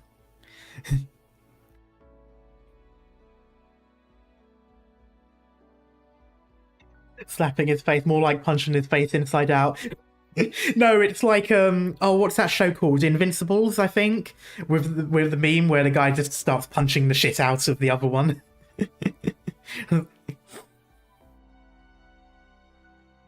You know, it's like the think, Stitch, think! These are Zumama's friends. It's such a pain when I can't just wreck them. I don't know, you were doing a pretty good job of it. It's ironic that you say that when you were the one on the top lane doing it. Okay, you guys know Zumama, right? I'm her friend. Zumama, confirming identity. Zumama's friend, Gavial. Zumama told us we can't hurt Gavial. Oh, you fought the boss, yeah. Sorry, you did miss me turning just a tiny bit evil. How'd it go? And not too bad considering. I did fail 2-3 times, maybe? Well, technically one of them wasn't a fail. I decided to quit because it wasn't going to be a 3-star. But yeah, it didn't take me too long to figure out what to do in the same way it does for some others. 4 times in total, yeah, because I reset 3 times. Or was it 4 times I reset? I can't remember now. Did you Mario Kart to the mooks? Sort of. I did a little bit once Minimalist was out of his shell, but I didn't use it to full extent.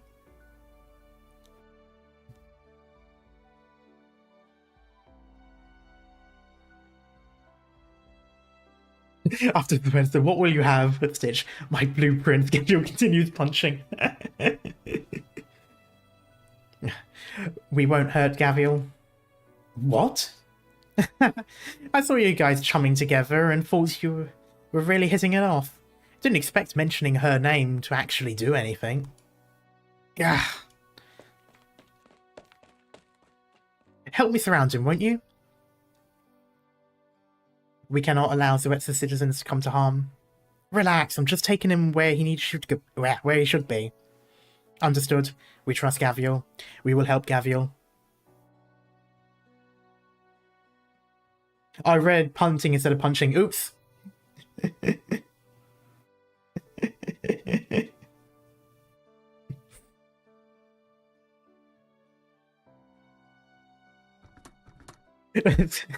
quite a convenient typo. Out of my way. Titch Canvas, I've got something to ask you. I have nothing more to say to you. You said plenty, but in the end, do you hate the people of Zoetsa? No, you don't. Oh. Sorry. No, you don't have to answer. If you hated them, then you should have stayed on the surface after you made it there. You could have hid the danger your tribe is facing. But you told us anyway. You didn't want to fix the dome, but you couldn't give this place up. That's why you brought Mimi and Inam down here. Yeah, so what? I'm just curious. Have you ever talked to the ones who voted against you and asked them why they didn't like your proposal? No, I haven't. Yeah, I thought so. Just like you definitely haven't ever told anyone the stuff you just said. And actually, you still haven't told me how you truly feel. I know, some things are difficult to bring up. I have lots of patients who would rather die than open up. They don't want to make trouble for people. They don't think anyone understands them, or they're just too stubborn to actually say it. You name it, I've seen it. You know, reading this has made me think, is there an operator in Rhode Island who's a therapist? Like, I mean, like an actual, like, full-on therapist is their canon role.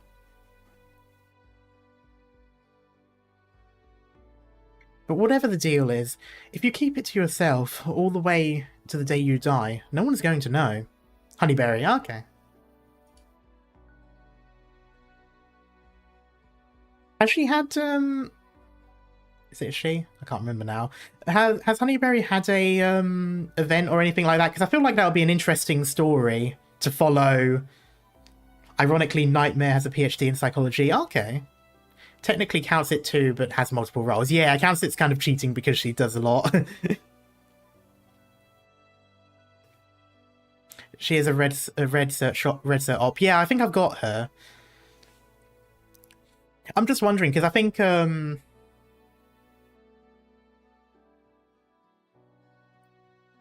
it'd be quite an interesting storyline to follow a psychiatrist, or is it psychiatrist or psychologist? I can never remember. But you know, one of those.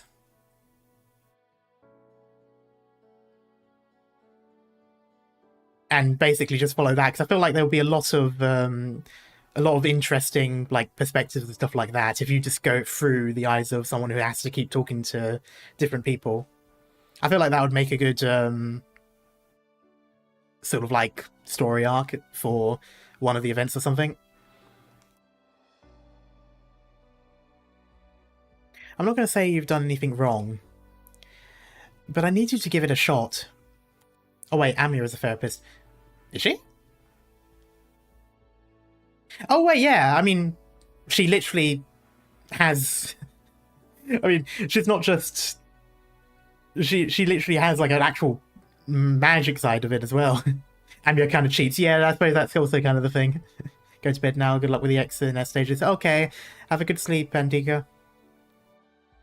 How I really feel? Not even I know how I feel anymore. Well, then I've got to at least... hold up. Huh? Okay. But yeah, I do think, technically her empathy... Yeah, I suppose she's sort of like, if there was such a thing as empaths. But yeah, I do think it would be interesting having an event, or just a story in general, where it follows through the eyes of a therapist or someone who does therapy in Rhode Island, because I think there'd probably be quite a lot of things like that, because, oh, I don't know, I mean, think about it, think about a lot of what the individual ops tend to go through, and just have little snippets of that. I think it would be quite an interesting perspective. Gavia, wait, please. Catch? What are you doing here?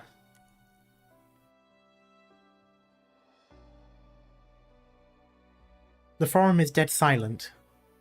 All the Durins are attentively listening to Avdotya tell her story.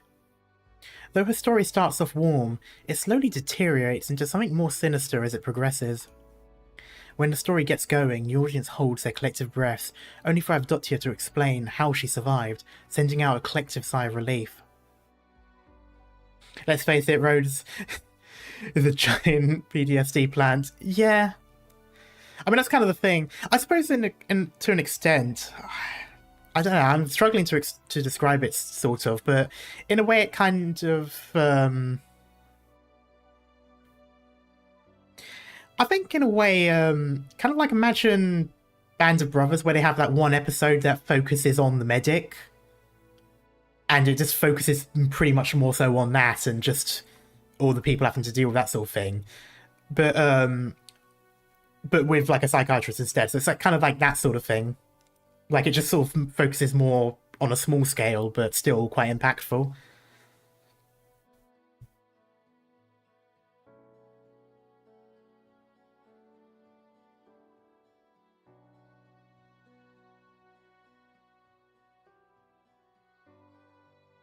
I've got to go now. We'll catch the VOD later. Okay, Les.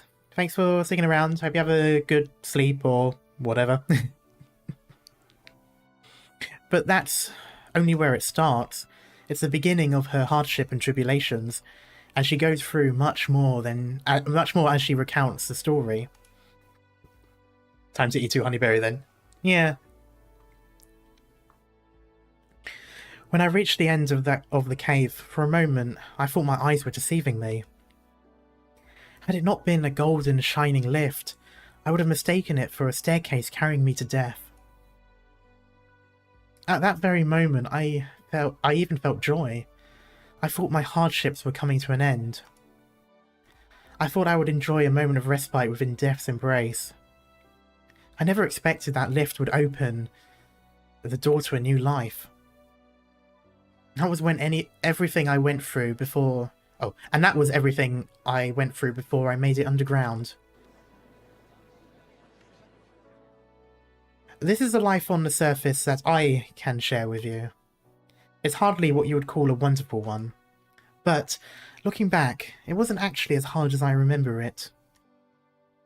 Anyway, I'm sure that the smarter ones among you already know that's what I'm getting at. It's true. Based on our discussions, we've arrived at 3 possible evacuation plans.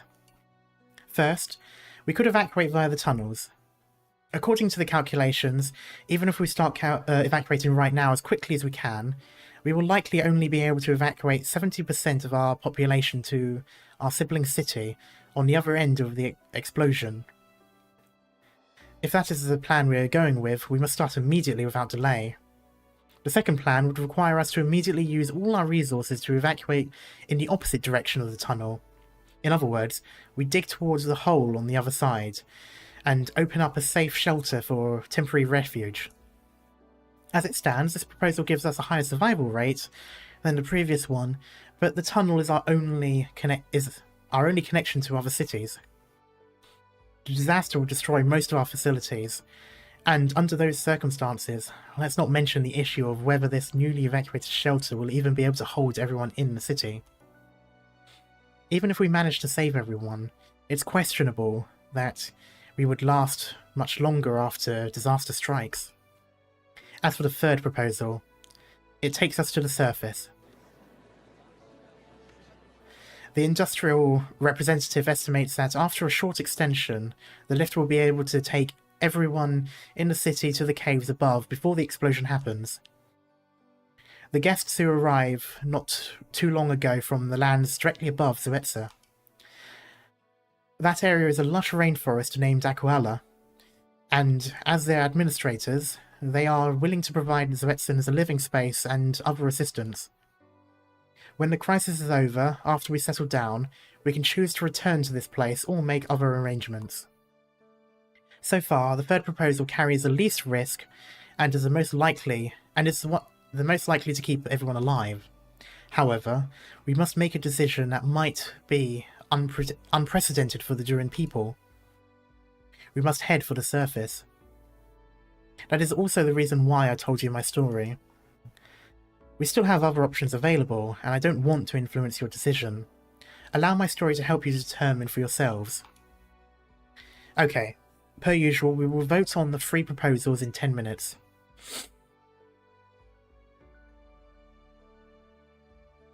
I have something I need to talk to Stitch about. Alright. Stitch, Isn't it just perfect that you're in charge of the dome? You're the design representative, and everyone loves you. With you in charge of the new dome, everyone's going to be happy with the result. Bit of character development from Avdotya there, yeah.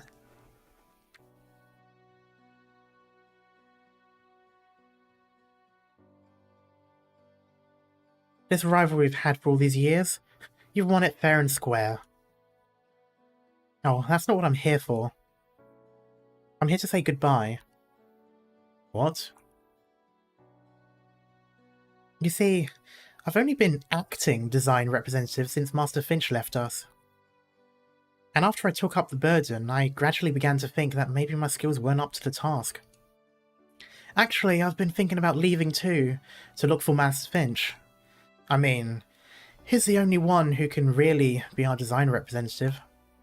You. And after I'm gone, as his disciple, you're the most suitable to take the job. I just went back to the design department and handed my work over to the others. And I'm ready to take things to get my things packed and leave. But why now? I heard we're all going to the surface. I caught Avdotya's speech when I passed by the forum just now. I'm sure the proposal will end up passing. But Master Finch should be hiding out in some other Durin city. That's why, while it's still possible, I want to settle down in the one next door before I figure out my next steps. So, sorry, buddy. I probably won't get to help with the dome's design. You think I'd be happy about this? Of course not. But I really think you're up to the task. All you need is a chance to let people get to know you. Seriously. Dare you? In his anger, Stitch raises his fist against Catch.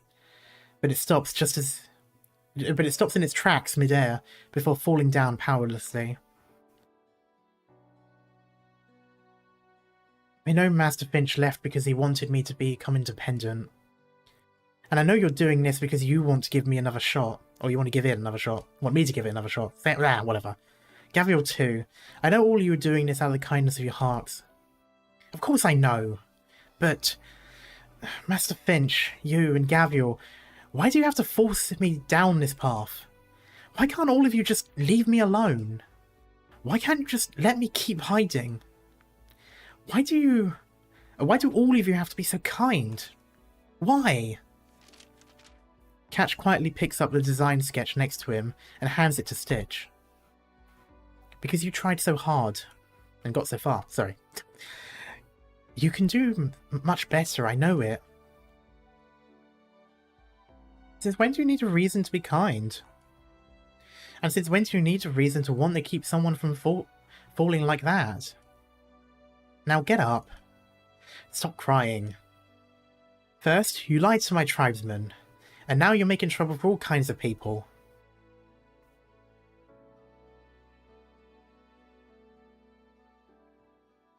So, I'm going to sock you.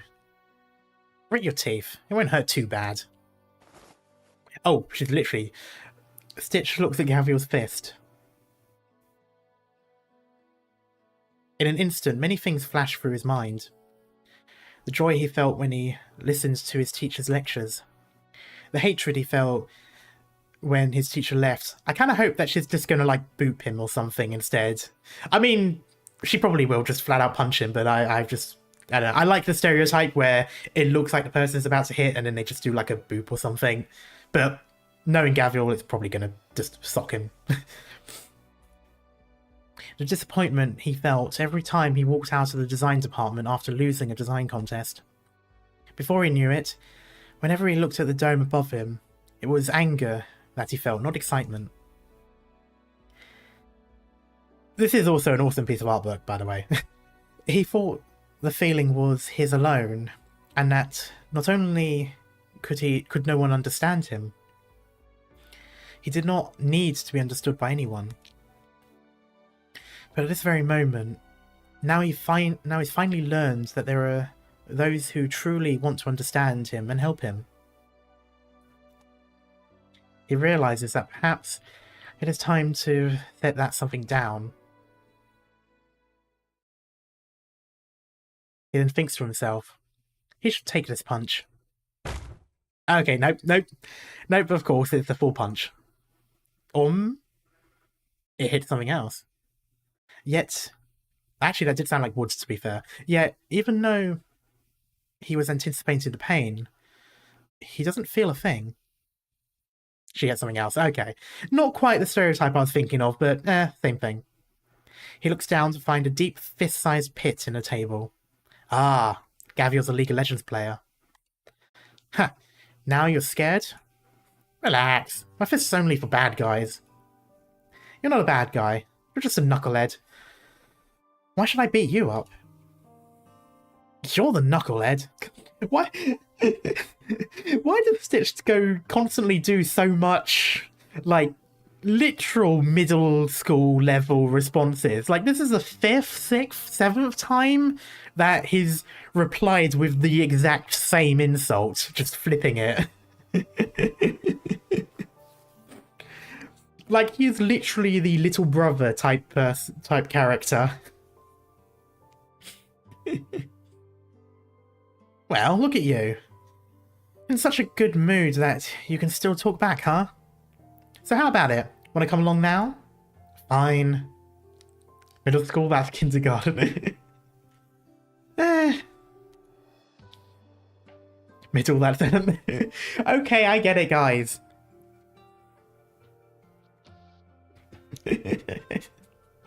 Okay, let us proceed with the voting. If you are voting for the first proposal, please raise your hand. A sparse number of hands go up around the forum. I'm surprised anyone voted for that. Those with their hands up appear very calm, as though they've made up their minds, even though they know there wouldn't be many people voting for this measure. And Avdotya knows that those who would vote for this proposal are always the ones willing to give their lives. Ah. Oh, that's fair, I suppose. They vote even though they know they won't be one of the 70%. That's interesting. Record keeper, please record the number of votes for this proposal. Okay, please put your hands down. If you are voting for the second proposal, please raise your hand. This time, there are a lot of people with their hands up. Some of them even have bottles in them.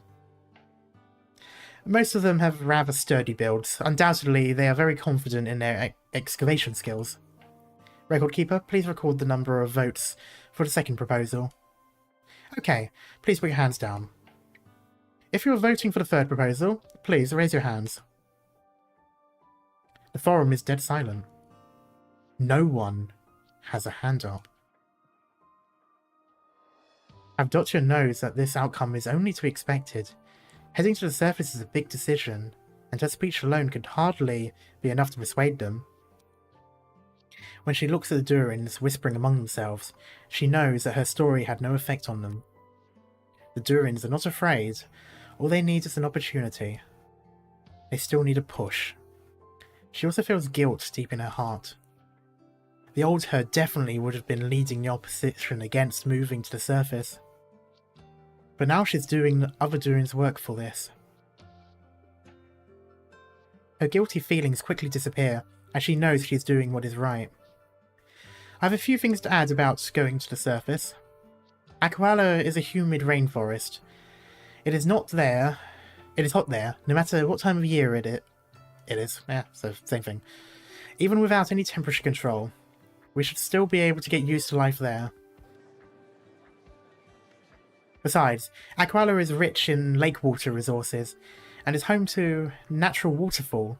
In other words, it's an all-nature great aqua pit. No, I was doing so well. I said great.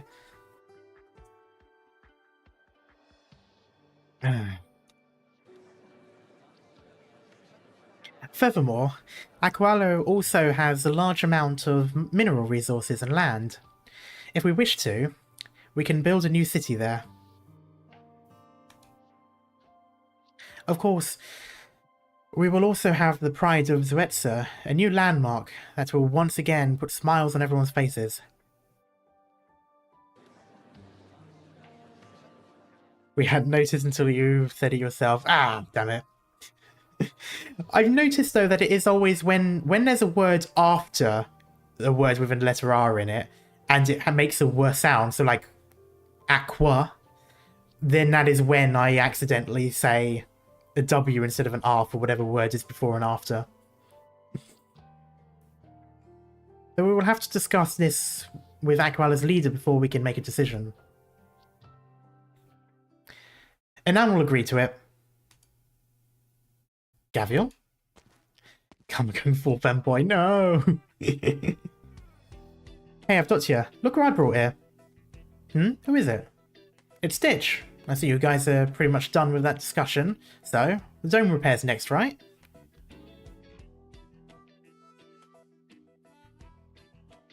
I guess I came just in the right time.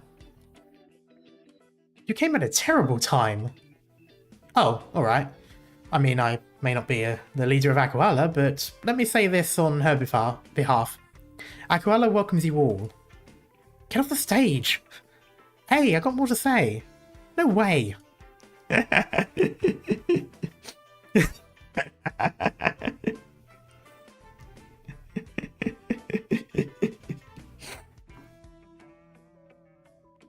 feel like Avdotya will be pretty annoyed if their decision ends up getting chosen because of that little display between the two of them.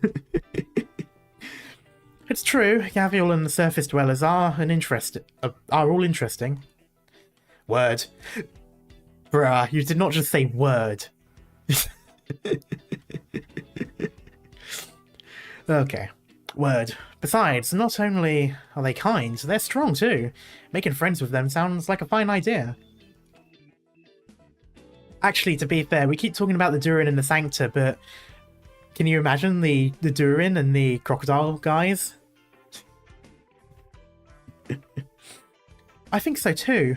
Besides, they've got a bigger grey aqua pit in Aquala. Ooh, what could be better? But let's calm down and think it through. This is going to affect the future of the whole Durin race. Well, no, the future of your city. I don't see anything wrong with that future, though. Right, I'm with you.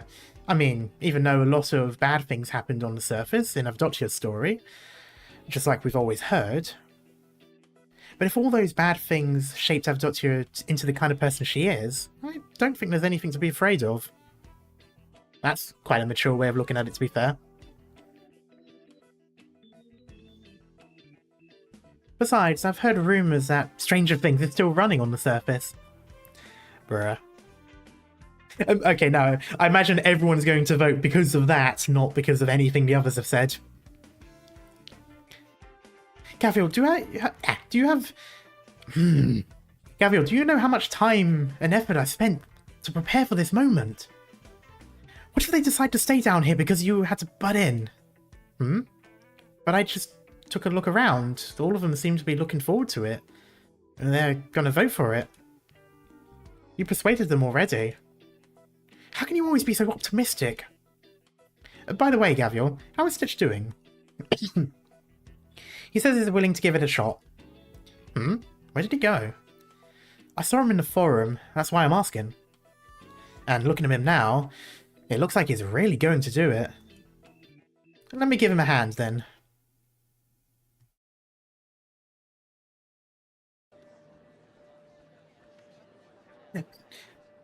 I've been conditioned to immediately get worried when the music cuts out. Like, there was nothing wrong there, but it's just the moment the music stopped, I got so used to that being the sign of something bad about to start. It's just this time it was only just a small delay between tracks, but still, that was weird.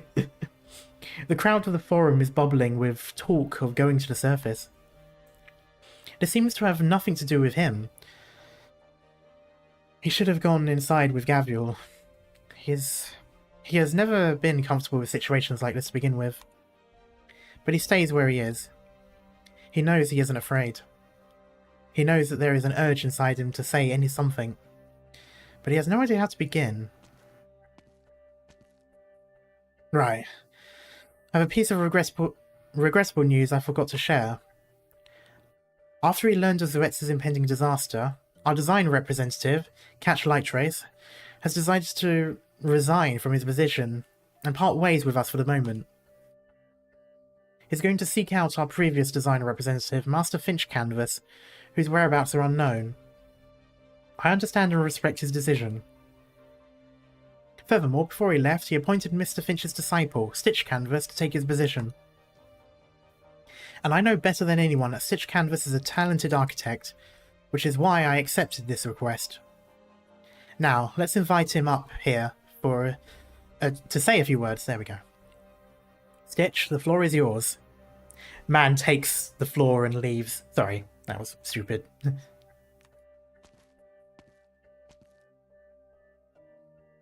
I'm aware you don't really know who I am, just that my teacher is the famous Finch Canvas. My style is very different from my teacher's. His is more about resisting materialism, while mine is more leaning toward... Sorry, that's not what I wanted to say. I want to talk to you about the proposal, the one about going to the surface.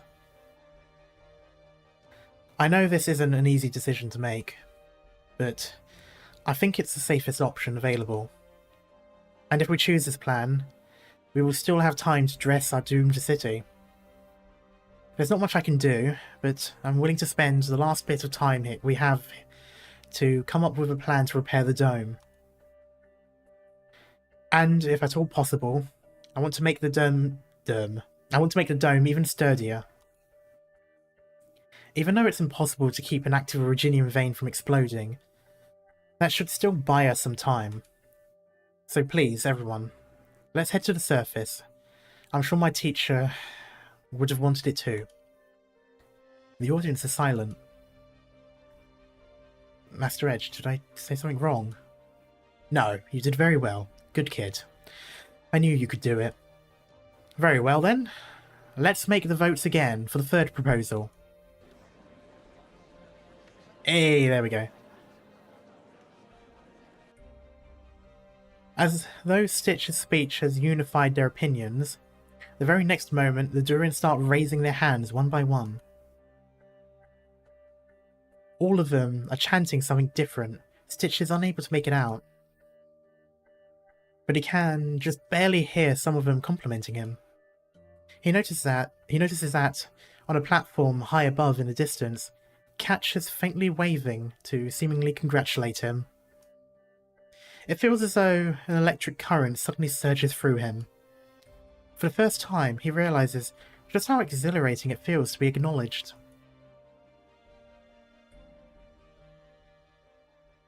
That's nice. You showed me that even weeds struggling to grow in the ruins can stand tall. Thank you. Stands tall. Sorry. Paradise Lost. Isn't that, wait. Oh, okay, no, never mind. But yeah, Paradise Lost is a book. A late letter, a designer learning to open his heart, and a bunch of guys who are not sad at all, but rather looking to have some fun.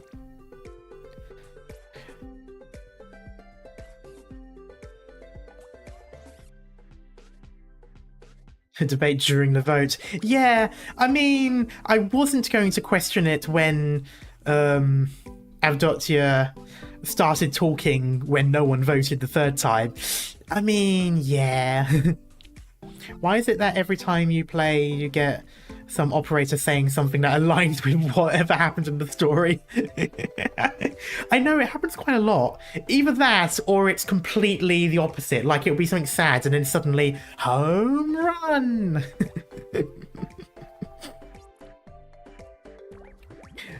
But yeah, so it does tend to happen quite a bit. Or like this one, I liked that one. An event about Durin, and suddenly it was stand tall. So, done a quick check on Honeyberry character record. It doesn't have any therapy, but a story take a mix of her past and modern Romeo and Juliet story would... Okay, interesting. Streamer luck, maybe. Yeah. Yeah, that's where all the streamer luck is.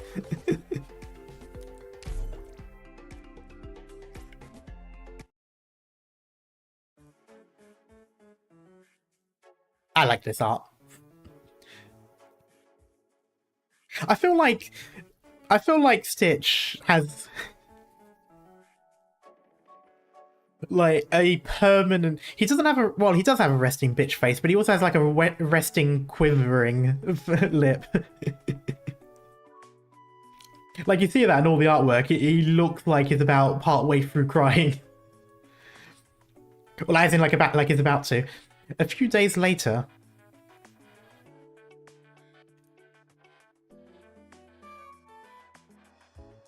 Stitch is working hard at the forum again today.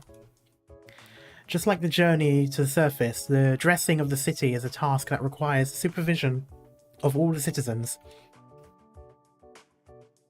And as the face of the city, the dome's renovation is naturally the most important task. Which is why it is also necessary for the design for the design tasks to be done in the forum, where everyone can see. And as Master Edge claims, it also saves time. Darned old man. He's definitely having me do this because he thinks it's funny. Noticing Edge's smug look below, Stitch finds himself immediately incensed. However, not even he himself expected to adapt so quickly to these work conditions. When he has to take questions from passerby, when he has to hear opinions, and when he stands up and defends his beliefs in an argument, none of that actually carries as much pressure as he thought it would. With Edge grinning away at him, Stitch is definitely irritated, but he also knows what people must be thinking about him. Yeah, he should have taken off his backpack, it seems a bit weird. Just like how they must know what he is thinking. This little runt. He's had more arguments than I could count the past few days. Just because someone dared to give him some feedback, and he had to argue for the better part of a day. Still, the work he's turning out is impeccable. I like how the narration was going on about how, oh, he's gotten used to all the feedback, the arguments, etc, etc, and then he just flat out corrects the narration. Like, no, actually, he's arguing against the feedback, he's still doing that. Finch, I don't know where in the world you've tromped off to, but you can rest easy now.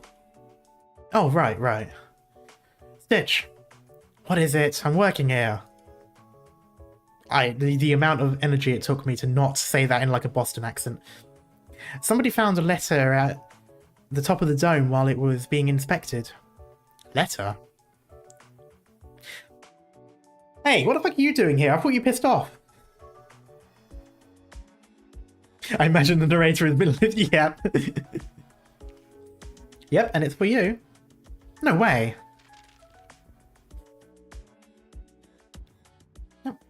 I am Finch Canvas, the Zoetz's greatest architectural designer. I placed this letter at the top of the dome.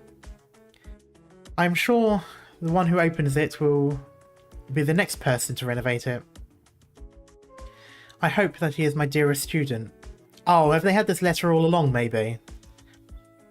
This letter is for him. However, if you are not him, then please do not give him this letter. Okay, yeah, they've had this all along. As that would mean he has failed.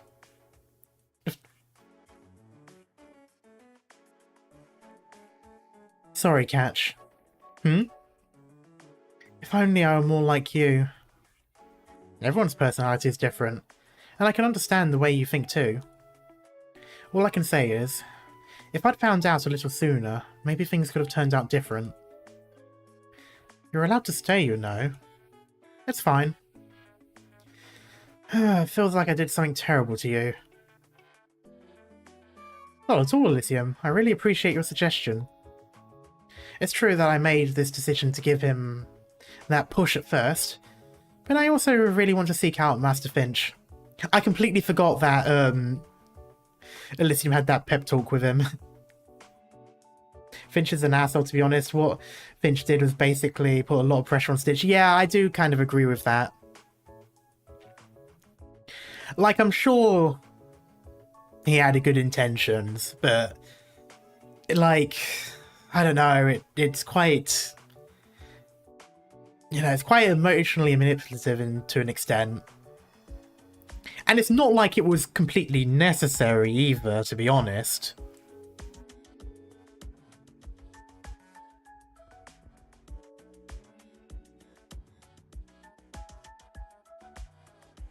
I'm sure he'll be happy to hear how Stitch is doing. Well, you've made it plenty hard for me to know what to say here. Speaking of which, it sounds like this Master Finch really cares about his student. I have a hunch that he might have gone to the surface to seek a cure for oropathy. It would be hilarious if it turns out that this Finch person has been in Rhode Island all this time and we just didn't put two and two together. Also, fun fact, Honeyberry and young Hibiscus had an argue on what is the best for people to eat, comfort food or healthy diet. Oh, nice. That'd be fun as fuck, yeah. I mean, could you imagine, like, if it just turns out that one of the Durin in Rhode Island just happens to be this Master Finch and just never mentioned it? Like, no one knew. Or the people who did knew just happened to be not the people that are here. Damn, I love that outfit. Is that outfit available? Oh, it doesn't matter, I don't have him anyway. So. After I leave, I'll try my best to track him down too. Perhaps we will one day find... Perhaps he will find his way to Rhode Island. I still think that would be funny. That would be great foreshadowing as well if it were the case. Oh, now there's a plan. As a fun fact, Honeyberry won that argument. Well, I mean, if Hibiscus's argument was... healthy food, it's pretty obvious Honeyberry is going to win with comfort food.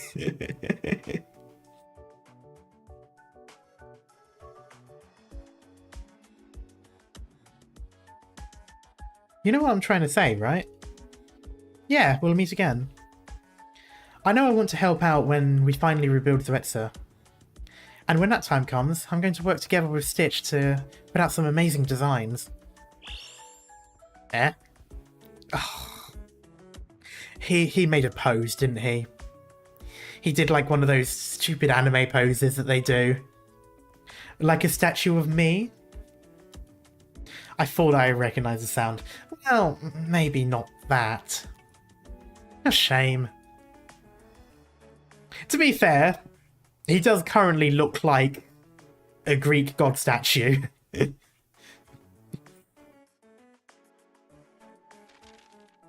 You know, a mix of the toga and, of course, the build. First, I must apologise to you for my departure.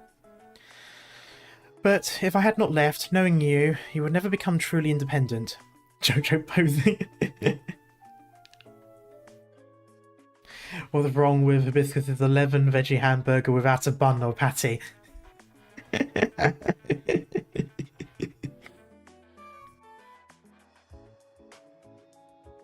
Alright, truth be told, if I decided to stay, I wouldn't have known how to stop caring for you.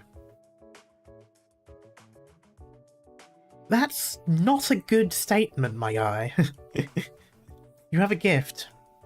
Oropathy has greatly limited your lifespan, but at the same time, it has made you see life in a more profound way. Thanks to this, your style has greatly transformed for the better. I can tell.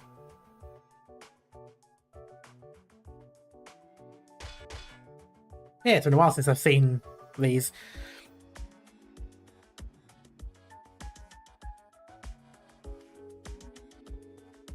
Here we go. Let's put it together. Pull it together. Our job today is to blow all... Oh. Our job today is to blow all the caverns in this area. You hear that, Yogi? I still don't know if it's Yogi or Yogi, but I'm saying Yogi, but it makes me think of Yogi Bear. Yes, brother. Yota, did you have to start working this early?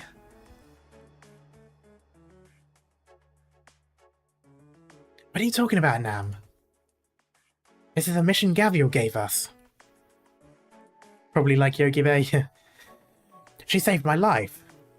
If I could, I would dig through the earth to meet her right now and check how she's been doing. She'll still be alive and kicking, well after you're dead. Bruh. That's for sure. Right, I'll be leaving tomorrow to meet the Pasha and discuss the Lord Emir business. So, starting tomorrow, Zimama's in charge, got it? How about I come with you then? Didn't you say the Pasha is a pain to deal with? For you, yeah. The Pasha would grind you until there's nothing left. Don't worry, I haven't been a messenger all these years for nothing. Alright, Zimama, I'll leave this to you. Don't worry. We've installed the Mountain Breaker Mark III on the Raging Ironhide. Isn't Ironhide a transformer? That'll put its efficiency up threefold. You could even leave me this whole place. Sometimes I feel like you're even scarier than Gavial. At the same time, this has made your style more and more extreme. And the more you stood firm with your style, the more you despised working with others. And this worried me. By the way, I've got you. What are you going to do once you make it to the surface? What else can I do? You can't believe I will settle down for a life on land just because of the speech I gave. Once Zuetsa is rebuilt, I will be back. Is there a problem? Right. Actually, this only just came back to me, but I made a promise to Inam. We agreed that if we ever went to the surface, I would do business with her, and she would introduce me to a place called Rhode Island.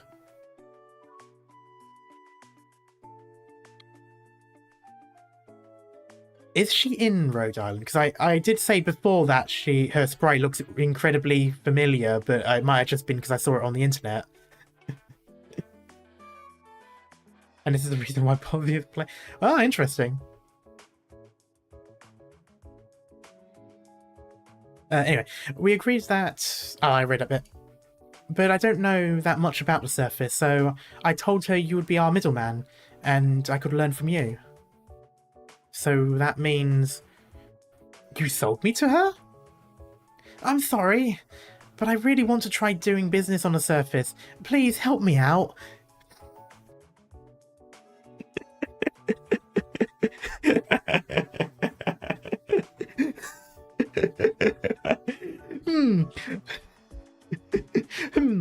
Let's get the one person in the entirety of Zuetsa who is living in Zuetsa because of what is quite literally trauma, and make her go back to the surface without consulting first. She's trying to get the... You know what? This fully explains why she's at Rhode Island despite her very clearly not liking being on the surface.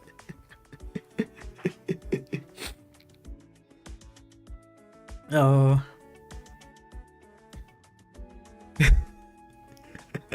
Krog, Diamond Face! Didn't I tell you not to drink? I'm really, really sorry. Oh, plus the artwork about her and Rhode Island Durins, which can't be shown for reasons. Oh, what? Huh? When aloofness yields no result, it only devolves into misconception. It tells you that it isn't your fault that others don't understand you. It tells you that others are in the wrong for not understanding your work.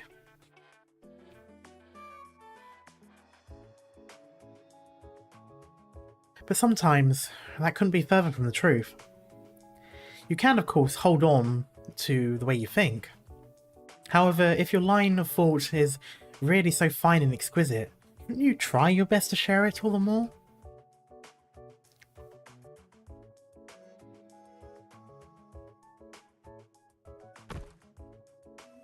Whew. This pillar will look just fine here. I didn't expect them to want to renovate the forum too. The Durans are a thorough bunch, aren't they? Gavial. Do you realise that you are making history? Is that right? The Durans have lived underground for ages without making any large-scale effort to communicate with with the world on the surface. Yet your choices have persuaded an entire city to relocate to the surface all at once. Who would have thought that Aquala would be the first place, would be the first place to know such an intimate level of exchange with a Duran city and its people? And when future generations look back, it will probably never occur to them that this all happened because of an offhand idea you came up with. Well, now that you mention it, I guess you're right. It must be interesting for these spirits or immortals or whatever they are to just see history unfold all the way through. But there's nothing wrong with that, is there? Well, there's of course nothing wrong with that. What I'm saying is, history is always like that, Gavial. It might have been an accident that the Durans were able to put down roots underground too. This goes to show that perhaps history is nothing to be revered or feared, just like the Aqualan traditions that you so easily destroyed. Now I'm not so sure about that. I think people who know their history are pretty great. Are pretty great, or just, I don't know. Like Dr. Calcit, she knows history like the back of her hand. Huh, funny you should say that. She is history. She old as fuck, girl. Calcit? I could count the number of times that we've dealt with each other on one hand. But she might be the one person in the whole world who takes history the lightest. Count the number of times I've dealt with her on one hand. What fails to mention is that each finger counts for like a few hundred years in between.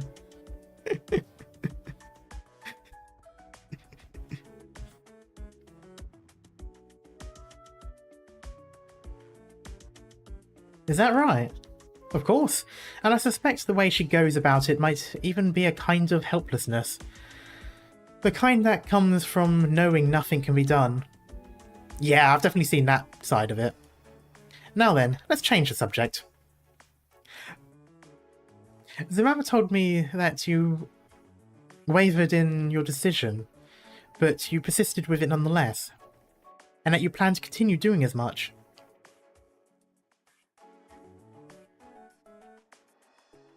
Can't hear a deep rumble behind him. The sound of monster being sent for me.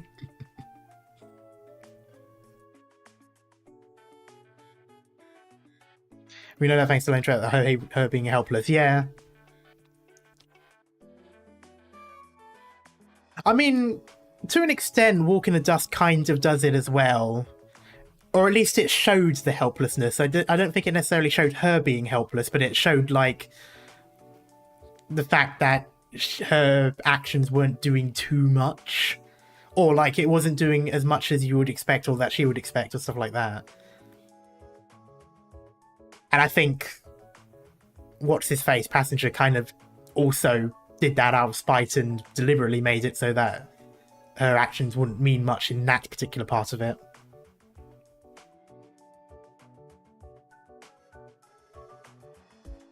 In fact, I don't think I mentioned it during that event, but it did remind me of that specific part where she does her best to change outcomes and such for him, and then only for him to mess it up himself deliberately so that, you know, he can choose his own thing or whatever it was like that. It reminded me a bit of Doctor Who, funnily enough, that one episode where he tries to change history and then, out of spite, the person he changed it for reverts it anyway. Anyway, yeah, I mean, they all told me that they'll help me. Speaking of, you're gonna stick with us till the end, right, old man? Oh, look at you. You won't even give an old man a break. It's probably obvious that I'm very happy to be researching technology with Zamama. But did you know that the longer you live, the harder it is to find a direction? I'm not sure I get it. Well, that's good. That's what I like about you. Keep going down the path you're on. I'm curious just how far you'll make it. So, how come you're here to talk to me instead of following Zamama around? Well, naturally, that's because she kicked me out. I told her the Durin machines are nowhere near as cute as the big ugly thing, and she got mad at me. How could she be this protective of her new friends? Now I'm mad too. Oh.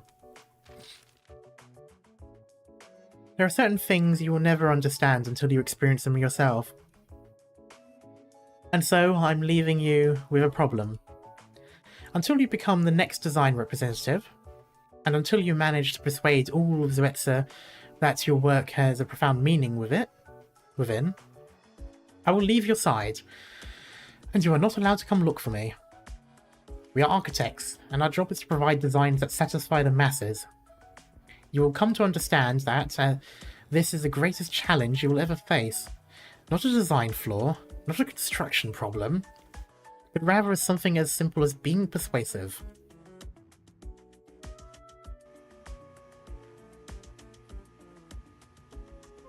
Whoa, Tamimi, you feel that? Yeah, it's shaking. I'm surprised we can still feel it even though we've taken the lift all the way up here. Those are some huge tremors. But all the Zuetsans have made it to the surface. Every last one of them. Yeah, everyone's done a great job. Okay, so this entire section has been going forward because the last time we saw an actual thing, it was only a couple of days later, but I'm guessing time has been progressing with each cut. You okay? I told you to drop the tough act. But you had to be the last one to leave the city. What inspiration can you get from watching it crumble away? You wouldn't understand, even if I told you. That was the final moment of an entire city. It simply overwhelmed me with emotion. Master, this might be impossibly difficult, but I will give it my best shot. And you, little whelp, what are you mumbling to yourself? He looks exhausted. Well, can you blame him? He's been working really hard. Not only did he actually manage to design the thing, he went to the construction site every day, and even insisted on being the last one out. A while back, I wouldn't have expected him to be such a responsible guy. Yeah, I'm starting to see him in a different light too. Alright, let's go. We're the last ones. Everyone's waiting for us. Mm-hmm.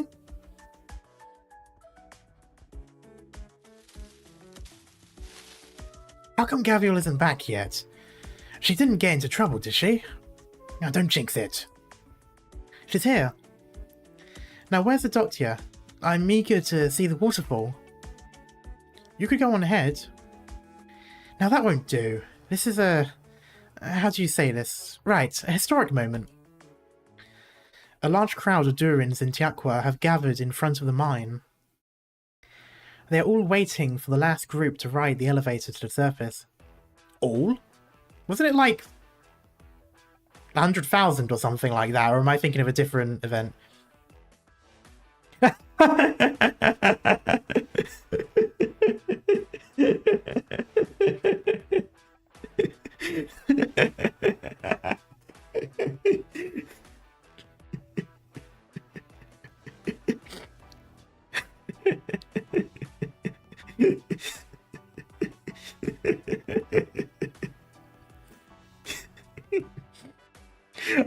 I was literally thinking, what's she holding? And then I saw the hair.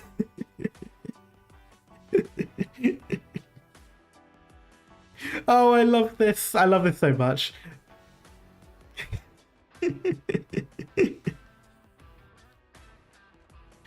Oh dear. Wearing her usual smile, Gabrielle steps out with Stitch in tow. She raises her right hand and greets the crowd, all of whom are beaming. Also just awesome artwork, and Gabrielle looks amazing. Today's a good day, everyone. Let's head to the lake for some fun. Before she can finish her sentence, the crowd has already erupted in cheers. Today, Aquala is a tad more lively than before. Wait, did I actually say Tad? Yeah, okay. I thought that was purely an English thing. And in the future, it might get even livelier. Oh, I love this. Why do I feel like Stitch would make cat noises when you pick him up? You know, like the little trill that they make.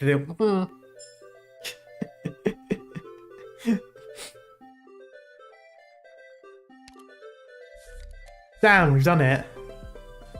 Well, I suppose there's... Oh, not that. Well, there is that one. Was that a story event? No, no, it's not. Okay, good.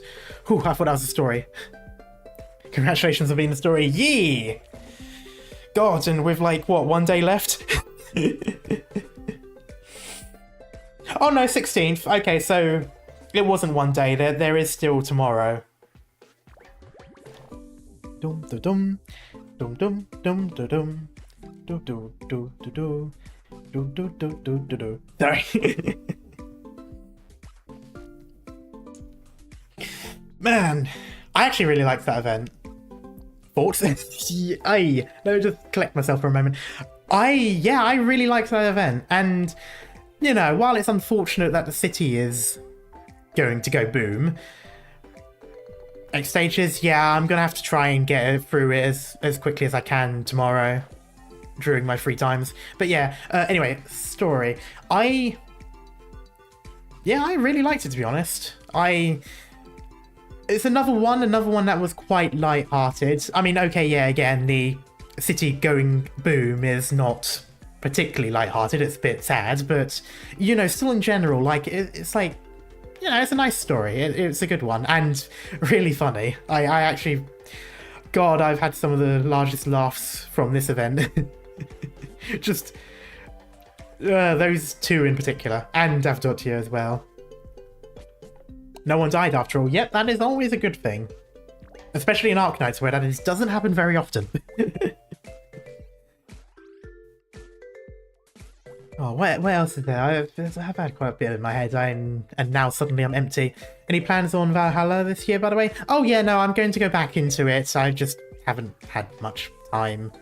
Like, I haven't done many streams, so I've been prioritizing Arknights to try and get through these events. But I think now that this is done, I'm probably going to do some Valhalla streams.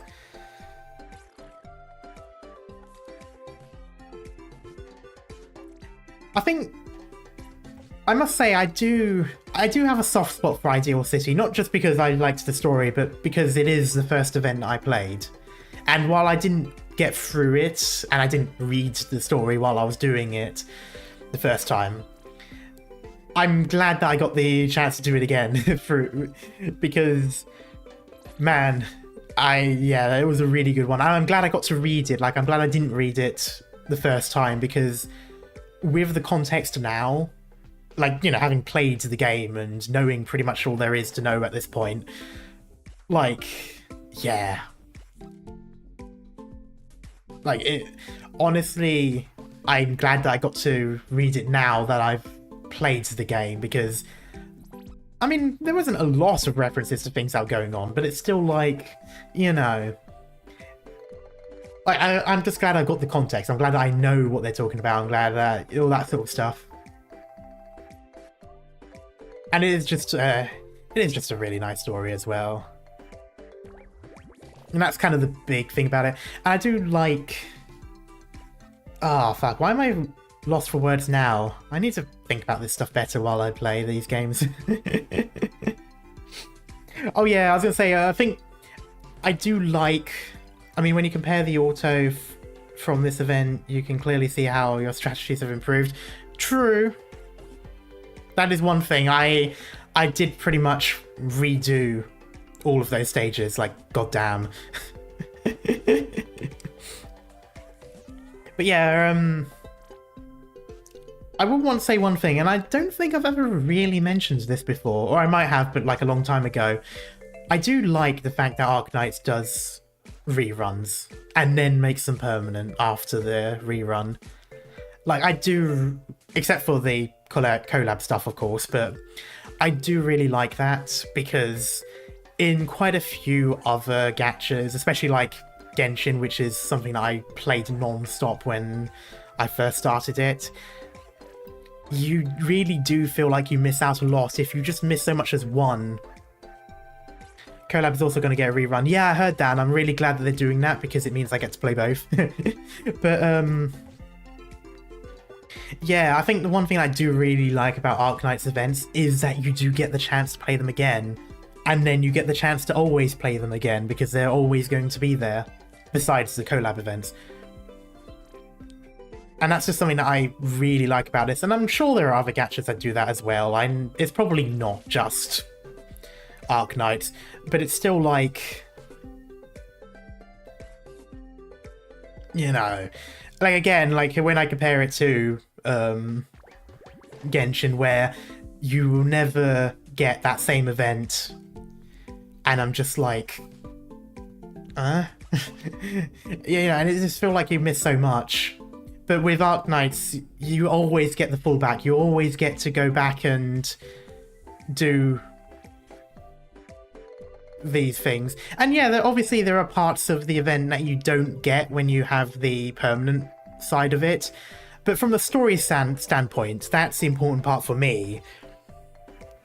The reason why I feel so lost when I miss events in Genshin, for example, is because of the story, and then they link that story to the main story, which messes things up when you don't have the context.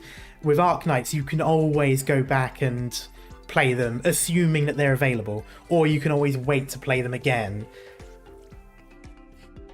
And I'd say the Rainbow Six collab is probably the only real exception to that, because there is a lot of lore bits to it, and it is one of the things that you don't play again because of it being collab.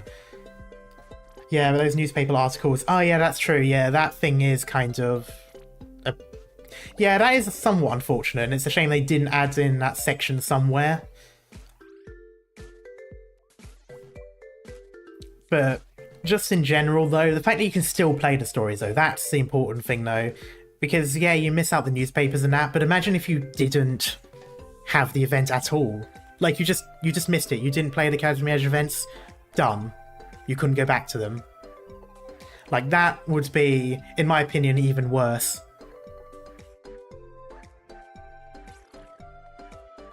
Because that is the thing. I think the fact that these stories are archived, even if you don't have all of it, like the extra lore bits unfortunately do get missed out, but even then, you still have the stories. You can still play the stories.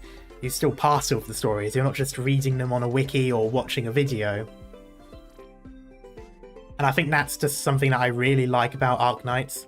And again, I'm sure it's probably not unique to this game. I'm sure there are other games that do it.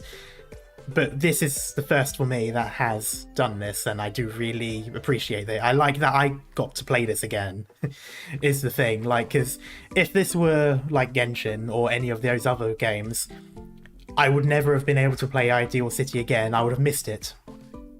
So it's weird. It's weird thinking about it now, because again, I've played reruns, I've played permanent stages, I've never thought about it before, but I suppose it's because this one is so poignant for me.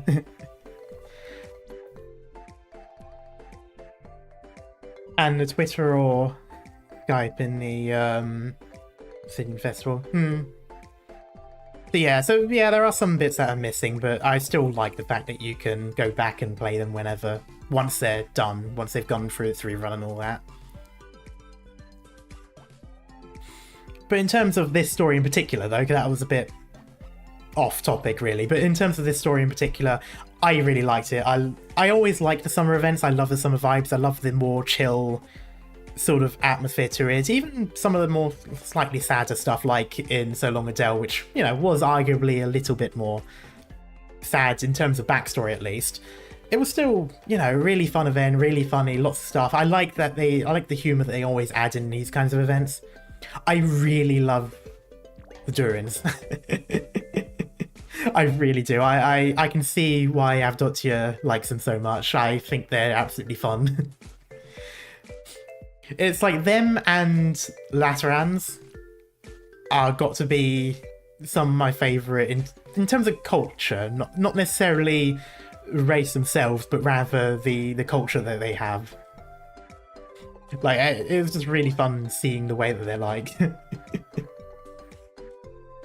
And Elysium had no reason to be in this event, but I'm glad he was there. Yeah. Like, you know what? That is somewhat true. He was just there. He did have a very important role towards the end, but it was like, he was there, you forget about him, he appears, he imparts some pretty deep knowledge, he disappears, refuses to elaborate, and then is just gone.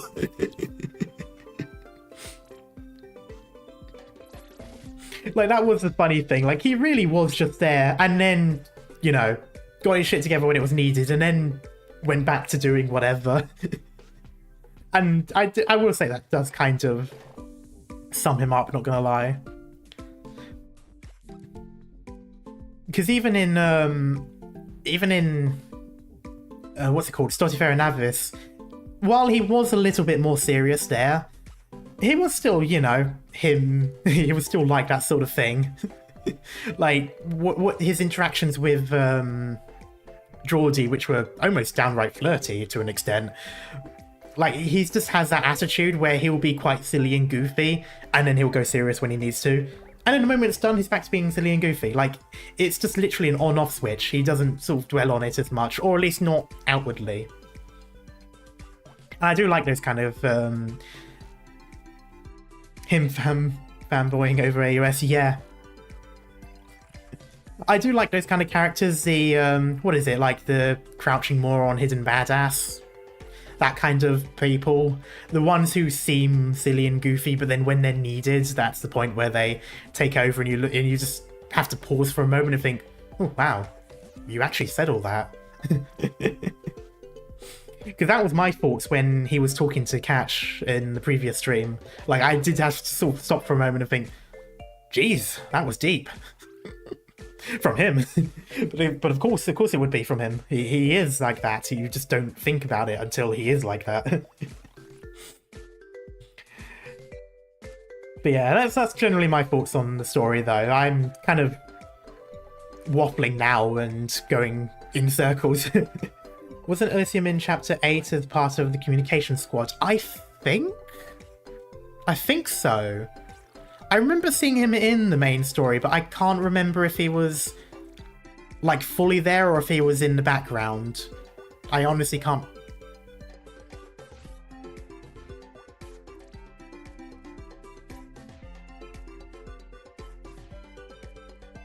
There was something where he had, like, a background role, but I might be thinking of someone else.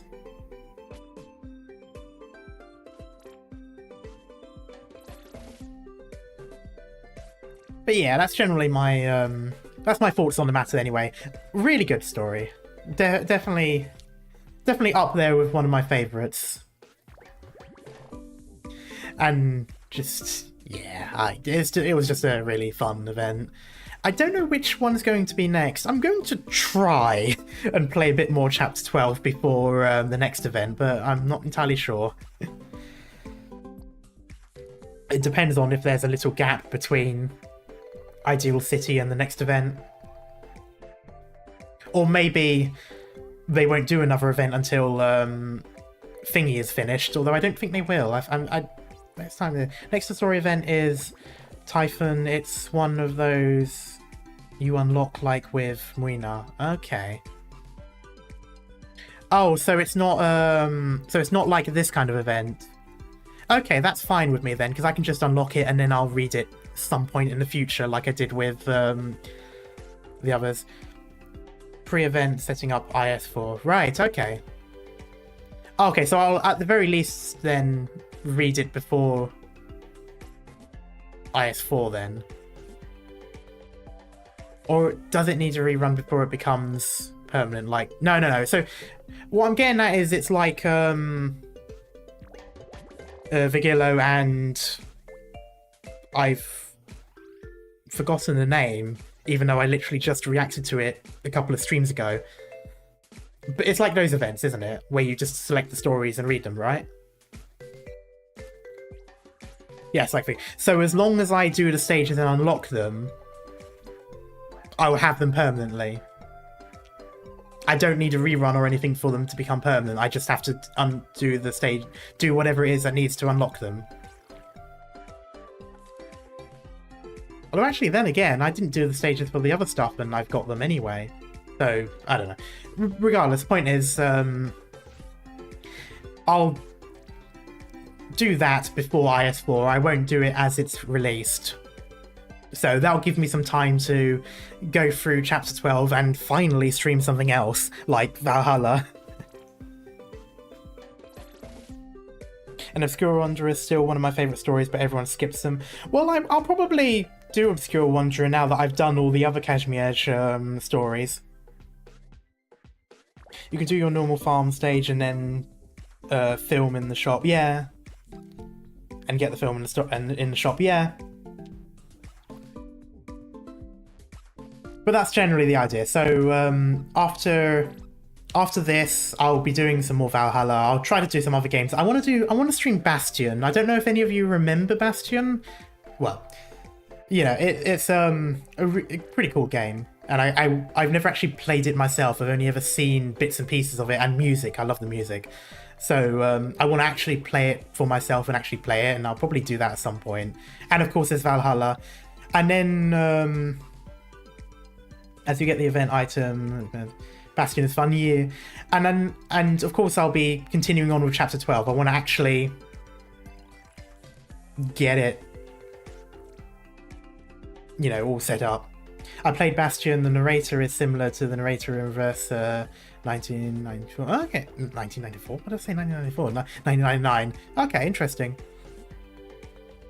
But yeah, so that's the general plan. I'm not entirely sure when this will happen. This will happen through the span of the next few weeks. But yeah, so I'll be continuing Valhalla. I'll be starting Bastion. And of course, I'll be continuing on with Arknights' main story. Hopefully I can get it finished relatively soon. It'll probably still be like 3 or 4 streams because it's quite a few stages. It's like 20 stages by what I can tell. And I don't even think I'm halfway yet. By the way, the event in Reverse was amazing. Oh yeah, the India theme. Oh, I remember reacting to the trailer. I am so far behind with Reverse. That's another one I need to restart, like with Valhalla. I also need to restart Code Vein as well. There's a lot of games that I need to go back to and continue with. And I just haven't because of timings and all that.